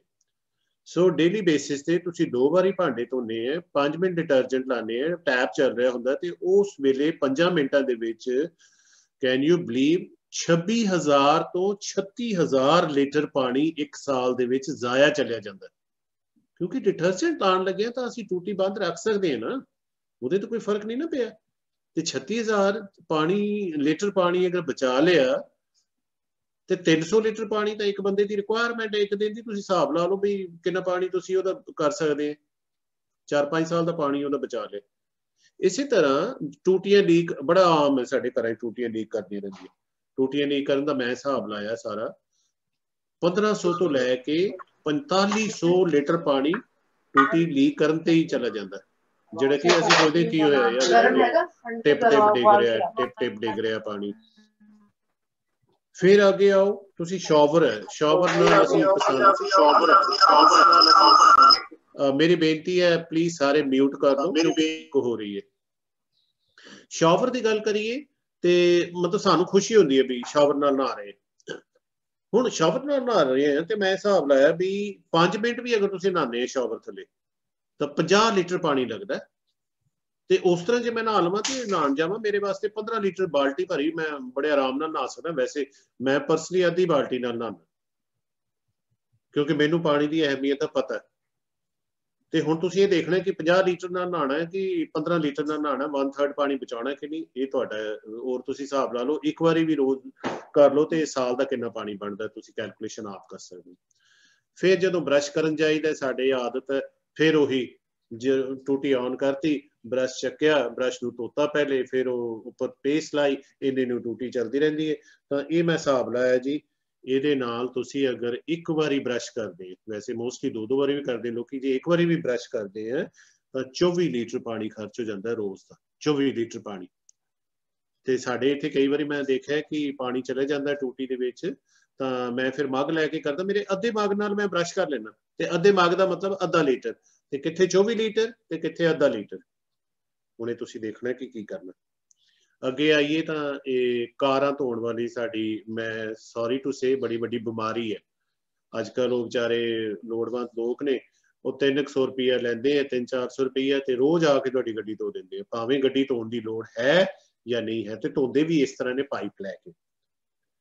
हुण मैं हिसाब लाया कि जे तुसीं रोज भी छड्डो हफ्ते च 2 दिन भी गड्डी धोआंदे हो तो गड्डी धोण लग्गिया घट तो घट 20 मिनट का टाइम लगता। कई मेरे वर्गे जो पाइप हाथ च आ गई तो फिर चंगी तरह नवाते हैं गड्डी तो वध भी लाते, मैं 20 मिनट लैके चल रही। 15 तो 20,000 लीटर पानी साडा खर्च होंदा साल का, सिर्फ हफ्ते 2 बारी गड्डी धोईए तो जे यही गड्डी मैं बाल्टी पानी लै ला तो कपड़ा लै ला तो गड्डी फिर भी धोती जाती है तो 1500 लीटर लगता। हुण तुसीं हिसाब ला लो 15,000 लीटर पानी वरतना है कि 1500 लीटर वरतना, 1/10 पानी घटाया। Choice is yours. अगे आ जाओ, ये बड़ा रेयर है कि साडे घरां दे जिहड़े वाशरूम ने उहदे विच मेल यूरीनल नहीं जिहड़ा कि असीं एटलीस्ट ला सकदे, तां 250 ml पेशाब करना तो असीं 10 लीटर पानी उहनूं फ्लश करन ते ला दिंदे, ते क्यों ना मेल यूरीनल लाइए अद्धे लीटर च साफ हो जाता। मैं ये मेरे घर का वाशरूम है, मैं अपने 6 वाशरूम ने मेरे घर दे, मैं 6 दे विच मेल यूरीनल लाया तो मैं हिसाब लाया कि अगर 4 बंदे की फैमिली है, 2 मेल मैंबरस ने, तो 8,000 लीटर पानी तुसीं साल का बचा सकते हो। ਹੁਣੇ ਬੜੀਆਂ ਛੋਟੀਆਂ ਗੱਲਾਂ ਸੀ, ਪਰ ਜਦੋਂ ਮੈਂ ਤੁਹਾਨੂੰ ਅੰਕੜੇ ਦੱਸੇ ਤੇ ਇਹਨਾਂ ਨੂੰ ਇਕੱਠਾ ਕਰ ਲਓ ਤੇ ਹਿਸਾਬ ਲਾਓ ਕਿੱਥੇ ਪਹੁੰਚਦਾ ਪਾਣੀ। ਅੱਗੇ ਆ ਜਾਓ ਜੀ ਬੱਚਿਆਂ ਵਾਸਤੇ। ਬੱਚੇ ਸਾਡੇ ਸੌਫਟ ਡਰਿੰਕ ਬੜਾ ਪਸੰਦ ਕਰਦੇ ਆ ਨਾ, ਤੇ ਤੁਹਾਨੂੰ ਪਤਾ ਬੇਟੇ ਕਿ ਜਿਹੜਾ ਸੌਫਟ ਡਰਿੰਕ ਹੈ, ਇੱਕ ਛੋਟਾ ਕੈਨ, ਉਹ ਮੇਰੇ ਹਿਸਾਬ ਨਾਲ 150 ml ਹੁੰਦਾ ਕਿ 200 ml ਹੁੰਦਾ। ਉਹ ਸੌਫਟ ਡਰਿੰਕ ਤਿਆਰ ਕਰਨ ਵਾਸਤੇ ਤੁਹਾਡੇ ਕੋਲ 90 ਲੀਟਰ ਪਾਣੀ ਤੁਹਾਡਾ ਖਰਚ ਹੁੰਦਾ। ਕਦੀ ਤੁਸੀਂ ਸੋਚਿਆ ਇਸ ਚੀਜ਼ ਦੇ ਪਿੱਛੇ? ਅੰਡਿਆਂ ਦੀ ਇੱਕ ਟਰੇ ਦੇ ਪਿੱਛੇ 8400 ਲੀਟਰ ਪਾਣੀ ਦੀ ਖਪਤ ਹੁੰਦੀ ਹੈ। ਤੇ 버ਗਰ ਤੇ ਫ੍ਰੈਂਚ ਫਰਾਈਜ਼ ਤਾਂ ਸਾਡੇ ਬੱਚਿਆਂ ਦਾ ਪੈਟ ਹੈ, ਤੇ ਇਹਦੇ ਵਿੱਚ ਵੀ ਤਕਰੀਬਨ 1000 ਲੀਟਰ ਪਾਣੀ, ਇੱਕ 버ਗਰ ਤੇ ਫ੍ਰੈਂਚ ਫਰਾਈ ਦਾ ਇੱਕ ਛੋਟਾ ਪੈਕਟ ਤਿਆਰ ਕਰਨ ਵਾਸਤੇ 1000 ਲੀਟਰ ਪਾਣੀ ਲੱਗਦਾ। ਤੇ ਇੱਕ ਬ੍ਰੈਡ ਤਿਆਰ ਕਰਨ ਵਾਸਤੇ ਅੱਜ ਕੱਲ ਸਾਡੀਆਂ ਲੇਡੀਜ਼ ਪਰੋਠੇ ਬਣਾਉਣ ਤੋਂ ਭੱਜਦੀ ਹੈ। ਸਵੇਰੇ ਸਵੇਰੇ ਬ੍ਰੈਡ ਸੌਖਾ ਤਰੀਕਾ, ਮੇਰੀ ਵਾਈਫ ਨੂੰ ਵੀ ਬੜਾ ਹੁੰਦਾ ਵੀ ਹਫਤੇ 3-4 ਵਾਰੀ ਬ੍ਰੈਡ ਹੀ ਲਿਆਈਏ। ਤੇ ਇੱਕ ਬ੍ਰੈਡ ਜਿਹੜੀ ਹੈ, ਕਿਉਂਕਿ ਪ੍ਰੋਸੈਸਡ ਹੈ, ਜਿੱਥੇ ਪ੍ਰੋਸੈਸਿੰਗ ਹੁੰਦੀ ਹੈ ਉੱਥੇ ਪਾਣੀ ਦੀ ਖਪਤ ਹੁੰਦੀ ਹੈ। ਇੱਕ ਬ੍ਰੈਡ ਪਿੱਛੇ 1700 ਲੀਟਰ ਪਾਣੀ ਦੀ ਖਪਤ ਹੁੰਦੀ ਹੈ। ਮੈਂ ਨਹੀਂ ਕਹਿੰਦਾ ਛੱਡ ਦਿਓ, ਪਰ ਘਟਾ ਤਾਂ ਦਿਓ ਇਹ ਚੀਜ਼ਾਂ, ਕੁਝ ਤਾਂ ਘਟਾਈਏ ਕਿ ਪ੍ਰੋਸੈਸ ਫੂਡਸ ਤੇ ਡਿਪੈਂਡ ਘੱਟ ਕਰੀਏ, ਆਪਣੇ ਹੱਥੀਂ ਖਾਣਾ ਬਣਾ ਕੇ ਖਾਧਾ ਜਾਵੇ। ਫਿਰ ਮੈਂ ਗੱਲ ਕੀਤੀ ਸੀ ਫਲੱਡਿੰਗ। ਇਹ ਆਮ ਸੀਨ ਹੈ, ਜਦੋਂ ਮੀਂਹ ਪਿਆ ਨਹੀਂ, 15-20 ਮਿੰਟ ਵੀ ਮੀਂਹ ਪਿਆ, ਸਾਡਾ ਜਲ ਥਲ ਹੋ ਗਿਆ ਸਾਰਾ। ਹੁਣ ਕਾਰਨ ਕੀ ਹੈ? ਕਦੀ ਤੁਸੀਂ ਸੋਚਿਆ ਇਹਦਾ ਕਾਰਨ ਕੀ ਹੈ? ਇਹਦਾ ਕਾਰਨ ਹੈ ਕਿ ਅਸੀਂ ਜਿਹੜਾ ਤੁਹਾਡਾ ਘਰ ਹੈ, ਤੁਸੀਂ ਘਰ ਦੀ ਤੁਹਾਡੀ ਬਾਉਂਡਰੀ ਵਾਲ ਹੈ, ਉਸ ਤੋਂ ਬਾਹਰ ਸੜਕ ਹੈ। ਬਾਉਂਡਰੀ ਵਾਲ ਤੇ ਸੜਕ ਦੇ ਵਿੱਚ ਸਰਕਾਰ ਨੇ ਥੋੜਾ ਜਿਹਾ ਹਿੱਸਾ ਕੱਚਾ ਛੱਡਿਆ ਹੁੰਦਾ, ਤਾਂ ਕਿ ਜਿਹੜਾ ਮੀਂਹ ਦਾ ਪਾਣੀ ਹੈ ਉਹਦੇ ਵਿੱਚ ਜਜ਼ਬ ਹੋ ਜਾਵੇ। ਜਾਂ ਫਿਰ ਸਟਾਰਮ ਡਰੇਨ ਵੱਖਰੀ ਹੋਣੀ, ਸਾਡੇ ਸਟਾਰਮ ਡਰੇਨ ਦਾ ਰਿਵਾਜ ਹੀ ਨਹੀਂ ਕਿ ਅਸੀਂ ਸਾਡਾ ਪਾਣੀ ਮੀਂਹ ਵਾਲਾ ਉਹ ਸੀਵਰ ਦੀ ਕਪੈਸਿਟੀ ਹੈ ਨਹੀਂ ਗੀ, ਇਸ ਕਰਕੇ ਤੁਹਾਡਾ ਪਾਣੀ ਸਾਰਾ ਭਰ ਜਾਂਦਾ ਗਲੀਆਂ ਨਾਲਿਆਂ ਦੇ ਵਿੱਚ। ਸੋ ਹੁਣ ਕਰੀਏ ਕੀ? ਅੱਛਾ, ਉਸ ਤੋਂ ਇਲਾਵਾ ਸਾਡੇ ਘਰਾਂ ਦੀ ਛੱਤਾਂ ਦਾ ਪਾਣੀ ਉਹ ਵੀ ਆ ਕੇ ਸੀਵਰ ਵਿੱਚ। ਜਿੰਨਾ ਮੀਂਹ ਦਾ ਪਾਣੀ ਹੈ ਉਹਨੂੰ ਅਸੀਂ ਕਹਿੰਦੇ ਹਾਂ ਵੀ ਸੀਵਰ ਜਾ ਭਾਈ, ਦਰਿਆਵਾਂ ਚਲਾ ਜਾ, ਸਮੁੰਦਰ ਚਲਾ ਜਾ, ਸਾਨੂੰ ਨਹੀਂ ਤੇਰੀ ਲੋੜ ਹੈਗੀ। ਤੇ ਅਸੀਂ ਪਰਮਾਤਮਾ ਦੀ ਦਿੱਤੀ ਹੋਈ ਦਾਤ ਨੂੰ ਉਹਨੂੰ ਅਜਾਈ ਜਾਣ ਦਿੰਦੇ ਹਾਂ। ਤਾਂ ਕੀ ਇਹ ਸਾਨੂੰ ਕਰਨਾ ਚਾਹੀਦਾ? ਕਿਉਂਕਿ ਮੀਂਹ ਤਾਂ ਪਰਮਾਤਮਾ ਦਾ ਇੱਕ ਦੇਣ ਹੈ ਨਾ। ਤੇ ਜਦੋਂ ਮੀਂਹ ਪੈਂਦੇ ਨਹੀਂ, ਸੋਕਾ ਪੈਂਦਾ, ਤੇ ਫਿਰ ਅਸੀਂ ਅਰਦਾਸਾਂ ਕਰਦੇ ਹਾਂ, ਫਿਰ ਅਸੀਂ ਹਵਨ ਕਰਵਾਉਂਦੇ ਹਾਂ ਕਿ ਮੀਂਹ ਪੈ ਜਾਵੇ।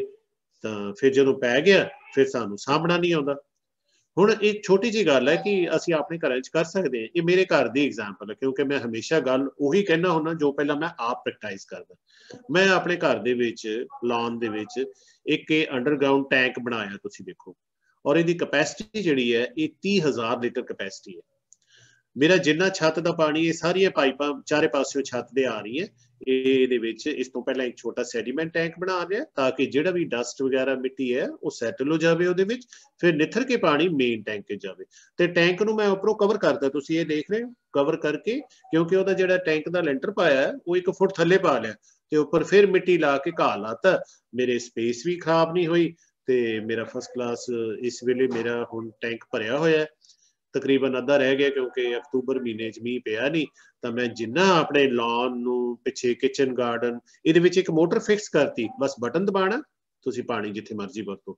ਤਾਂ ਮੈਨੂੰ ਇੰਨੀ ਖੁਸ਼ੀ ਹੈ ਕਿ ਘੱਟ ਤੋਂ ਘੱਟ ਮੈਂ ਇਹ 30,000 ਜਾਂ ਇਸ ਤੋਂ ਵੱਧ ਪਾਣੀ ਜ਼ਾਇਆ ਨਹੀਂ ਕਰ ਰਿਹਾ, ਜਿਹੜਾ ਕਿ ਕਾਰਪੋਰੇਸ਼ਨ ਵਾਲੇ ਸਾਨੂੰ ਪੀਣ ਵਾਸਤੇ ਪਾਣੀ ਦੇ ਰਹੇ। ਮੈਂ ਉਹਦੇ ਨਾਲ ਲਾਨ ਨਹੀਂ ਧੋ ਰਿਹਾ, ਮੈਂ ਉਹਦੇ ਨਾਲ ਲਾਨ ਇਰੀਗੇਟ ਨਹੀਂ ਕਰ ਰਿਹਾ, ਮੈਂ ਕਿਚਨ ਗਾਰਡਨ ਨਹੀਂ ਵਰਤ ਰਿਹਾ, ਮੈਂ ਬਾਰਿਸ਼ ਦੇ ਪਾਣੀ ਦਾ ਵਰਤ ਰਿਹਾ।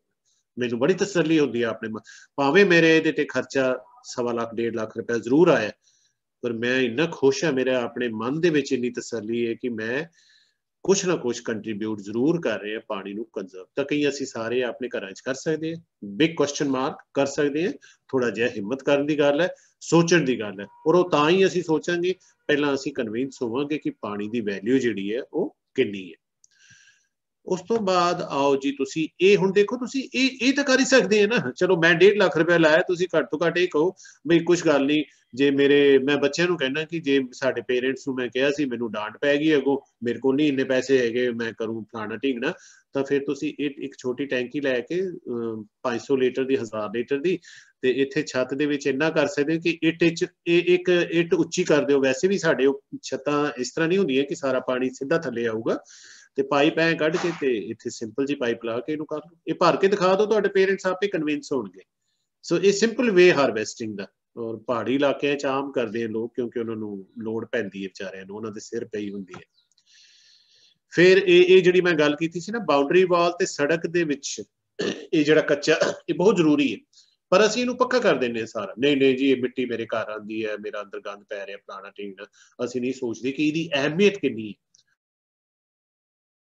ਫਿਰ ਜੇ ਚਲੋ ਮਿੱਟੀ ਪੈਂਦੀ ਹੈ ਤੇ ਤੁਸੀਂ ਇਹ ਤਾਂ ਕਰ ਸਕਦੇ ਹੋ, ਬਜਾਏ ਸਾਰਾ ਸੀਮੈਂਟ ਕਰਨ ਦੇ ਪਰਫੋਰੇਟਡ ਲਾ ਲਓ ਟਾਈਲਾਂ, ਘਾਹ ਲਾ ਲਓ ਵਿੱਚ, ਖੂਬਸੂਰਤ ਵੀ ਲੱਗਦਾ ਤੇ ਤੁਹਾਡਾ ਜਿਹੜਾ ਉਹ ਪਾਣੀ ਦਾ ਇਨਫਿਲਟ੍ਰੇਸ਼ਨ ਰੇਟ ਹੈ, ਪਾਣੀ ਕਿਸ ਸਪੀਡ ਦੇ ਨਾਲ ਜ਼ਮੀਨ ਦੇ ਵਿੱਚ ਜਾਣਾ, ਪਾਣੀ ਤਾਂ ਜ਼ੀਰੋ ਹੀ ਆਪੇ।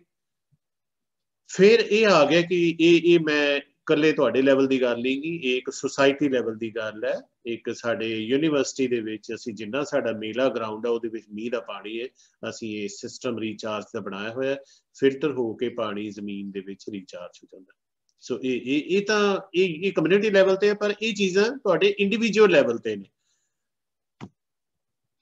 ਇਹ ਵੀ ਕਮਿਊਨਿਟੀ ਲੈਵਲ ਤੇ ਆਈਏ। ਇਹ ਮੈਂ ਇੱਥੇ ਕੰਢੀ ਏਰੀਏ ਦਾ ਇੱਕ ਅਸੀਂ ਰਿਕਾਰਡ ਕੀਤਾ ਸੀ ਮੀਂਹ ਪੈਣ ਤੋਂ ਜਸਟ 10-15 ਮਿੰਟਾਂ ਦੇ ਵਿੱਚ ਫਟਾਫਟ ਇੰਨਾ ਤੇਜ਼ ਪਾਣੀ ਆਉਣ ਲੱਗ ਗਿਆ, ਪਰ ਇਹ ਪਾਣੀ ਦਾ ਫਾਇਦਾ ਕੋਈ ਨਹੀਂ ਆਉਣ ਦਾ, ਕਿਉਂਕਿ ਇਹ ਚਲਾ ਗਿਆ ਆਪਣੇ ਤੁਹਾਡੇ ਨਦੀਆਂ ਨਾਲਿਆਂ 'ਚ ਤੇ ਫਿਰ ਸਮੁੰਦਰ 'ਚ। ਇਸ ਪਾਣੀ ਨੂੰ ਅਸੀਂ ਇਸ ਤਰ੍ਹਾਂ ਸਟੋਰ ਕਰ ਸਕਦੇ ਹਾਂ, ਆਪਣਾ ਇੱਦਾਂ ਦਾ ਛੱਪੜ ਬਣਾ ਲਈਏ, ਉਹਦੀ ਲਾਈਨਿੰਗ ਕਰ ਲਈਏ ਤੇ ਇਸੇ ਪਾਣੀ ਨੂੰ ਵਰਤੀਏ। ਜੇ ਤੁਹਾਨੂੰ ਵਰਤਣ ਵਾਸਤੇ ਨਹੀਂ ਚਾਹੀਦਾ ਤੇ ਤੁਸੀਂ ਕਹਿੰਦੇ ਨਹੀਂ ਸਾਡੇ ਕੋਲ ਹੈਗਾ ਟਿਊਬਵੈਲ, ਫਿਰ ਲਾਈਨਿੰਗ ਨਾ ਕਰੋ, ਤਾਂ ਕਿ ਇਹ ਜਿਹੜਾ ਪਾਣੀ ਹੈ ਇਹ ਜ਼ਮੀਨ ਦੇ ਵਿੱਚ ਚਲਿਆ ਜਾਵੇ, ਤੁਹਾਡੇ ਗਰਾਊਂਡ ਵਾਟਰ ਨੂੰ ਰੀਚਾਰਜ ਕਰੇ। ਹੁਣ ਗਰਾਊਂਡ ਵਾਟਰ ਸਾਡਾ ਕੀ ਹੈ, ਇੱਕ ਬੈਂਕ ਦਾ ਖਾਤਾ ਹੈ। ਹੁਣ ਜੇ ਤੁਸੀਂ ਖਾਤੇ 'ਚ ਪੈਸੇ ਪਾਏ ਨਹੀਂ, ਕੱਢੀ ਜਾਂਦੇ ਹੋ, ਕੱਢ ਕੇ ਖਾ ਰਹੇ, ਵਰਤ ਰਹੇ, ਤਾਂ ਫਿਰ ਖਾਤਾ ਤਾਂ ਖਾਲੀ ਹੋਣਾ ਨਾ। ਅਖੀਰ ਬੈਂਕ ਵਾਲੇ ਨੇ ਹੋ ਸਕਦਾ ਖਾਤਾ ਹੀ ਬੰਦ ਕਰ ਦੇਣ, ਨਹੀਂ ਤੁਹਾਡਾ ਖਾਤਾ ਖਾਲੀ ਹੈ, ਤੁਸੀਂ ਸਾਲ ਆਪਰੇਟ ਨਹੀਂ ਕੀਤਾ, ਬੰਦ ਹੈ ਜੀ। ਪਰ ਅਸੀਂ, ਸਾਡਾ ਫਰਜ਼ ਬਣਨਾ ਚਾਹੀਦਾ ਕਿ ਅਸੀਂ ਤਾਂ ਉਹ ਸੜਕਾਂ ਪੱਕੀਆਂ ਕਰ ਰਹੀਆਂ।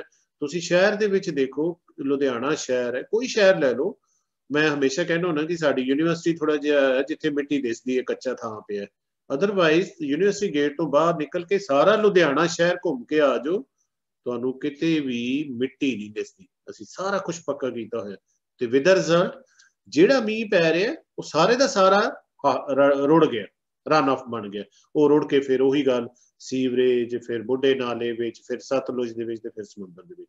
ਸੋ ਕਿਸ ਤਰੀਕੇ ਨਾਲ ਉਹਨੂੰ ਬਚਾਇਆ ਜਾਵੇ। ਸਾਡੇ ਛੱਪੜ ਹਰ ਪਿੰਡਾਂ ਦੇ ਵਿੱਚ ਨੇ, ਇਹ ਕਮਿਊਨਿਟੀ ਲੈਵਲ ਦੀਆਂ ਗੱਲਾਂ ਨੇ, ਇਹ ਤੁਸੀਂ ਇਕੱਲੇ ਨਹੀਂ ਕਰ ਸਕਦੇ, ਕਮਿਊਨਿਟੀ ਰਲ ਕੇ ਕਰ ਸਕਦੀ ਹੈ। ਪਿੰਡਾਂ ਦੇ ਵਿੱਚ ਛੱਪੜ ਇਸ ਵੇਲੇ ਗੰਦ, ਨਿਰਾ ਗੰਦ ਉੱਥੇ ਸੁੱਟਦੇ ਆ, ਡੰਪਿੰਗ ਗਰਾਊਂਡ ਬਣਿਆ ਹੋਇਆ, ਸੀਵਰ ਪਿੰਡ ਦਾ ਉੱਥੇ ਜਾਂਦਾ ਸਾਰਾ, ਉਹਨੂੰ ਠੀਕ ਸਾਫ਼ ਕਰਕੇ ਅਸੀਂ ਇਸ ਤਰ੍ਹਾਂ ਦੀ ਖੂਬਸੂਰਤ ਚੀਜ਼ ਨਹੀਂ ਬਣਾ ਸਕਦੇ। ਨਾਲੇ ਪਾਣੀ ਸਟੋਰ ਹੋ ਰਿਹਾ, ਨਾਲੇ ਪਾਣੀ ਰੀਚਾਰਜ ਹੋ ਰਿਹਾ, ਨਾਲੇ ਅਸੀਂ ਉੱਥੇ ਇੱਕ ਬੈਠਣ ਦਾ ਥਾਂ ਬਣਾ ਦਈਏ, ਬਜਾਏ ਕਿ ਉਹਦੀ ਸਟਿੰਕਿੰਗ ਸਮੈਲ ਆਵੇ। ਸੋ ਇਹ ਸੋਚਣ ਦੀ ਗੱਲ ਹੈ। ਫਿਰ ਆਈਏ, ਦੁਰਉਪਯੋਗ ਹੋ ਰਿਹਾ ਨਾ ਫੈਕਟਰੀਆਂ ਵਿੱਚ ਵੀ। ਡਾਈਂਗ ਇੰਡਸਟਰੀ ਇਸ ਵੇਲੇ ਸਭ ਤੋਂ ਵੱਧ ਪਾਣੀ ਕੰਜ਼ਿਊਮ ਕਰਦੀ ਹੈ, ਪਰ ਨਾਲ ਦੇ ਨਾਲ ਸਭ ਤੋਂ ਜ਼ਿਆਦਾ ਜਿਹੜਾ ਉਹਨਾਂ ਦਾ ਐਫਲੂਐਂਟਸ ਵੀ ਨਿਕਲਦੇ, ਜਿਹੜਾ ਗੰਦਾ ਪਾਣੀ ਨਿਕਲਦਾ, ਉਹ ਸਾਡੇ ਪਾਣੀ ਨੂੰ ਪ੍ਰਦੂਸ਼ਿਤ ਕਰਦਾ। ਪੁਰਾਣੀਆਂ ਮਸ਼ੀਨਾਂ ਲੱਗੀਆਂ ਹੋਈਆਂ, ਉਹਨਾਂ ਦੀ ਜਿਹੜੀ ਵਾਟਰ ਪ੍ਰੋਡਕਟਿਵਿਟੀ ਜਾਂ ਵਾਟਰ ਯੂਜ਼ ਐਫੀਸ਼ੀਐਂਸੀ ਬੜੀ ਘੱਟ ਹੈ।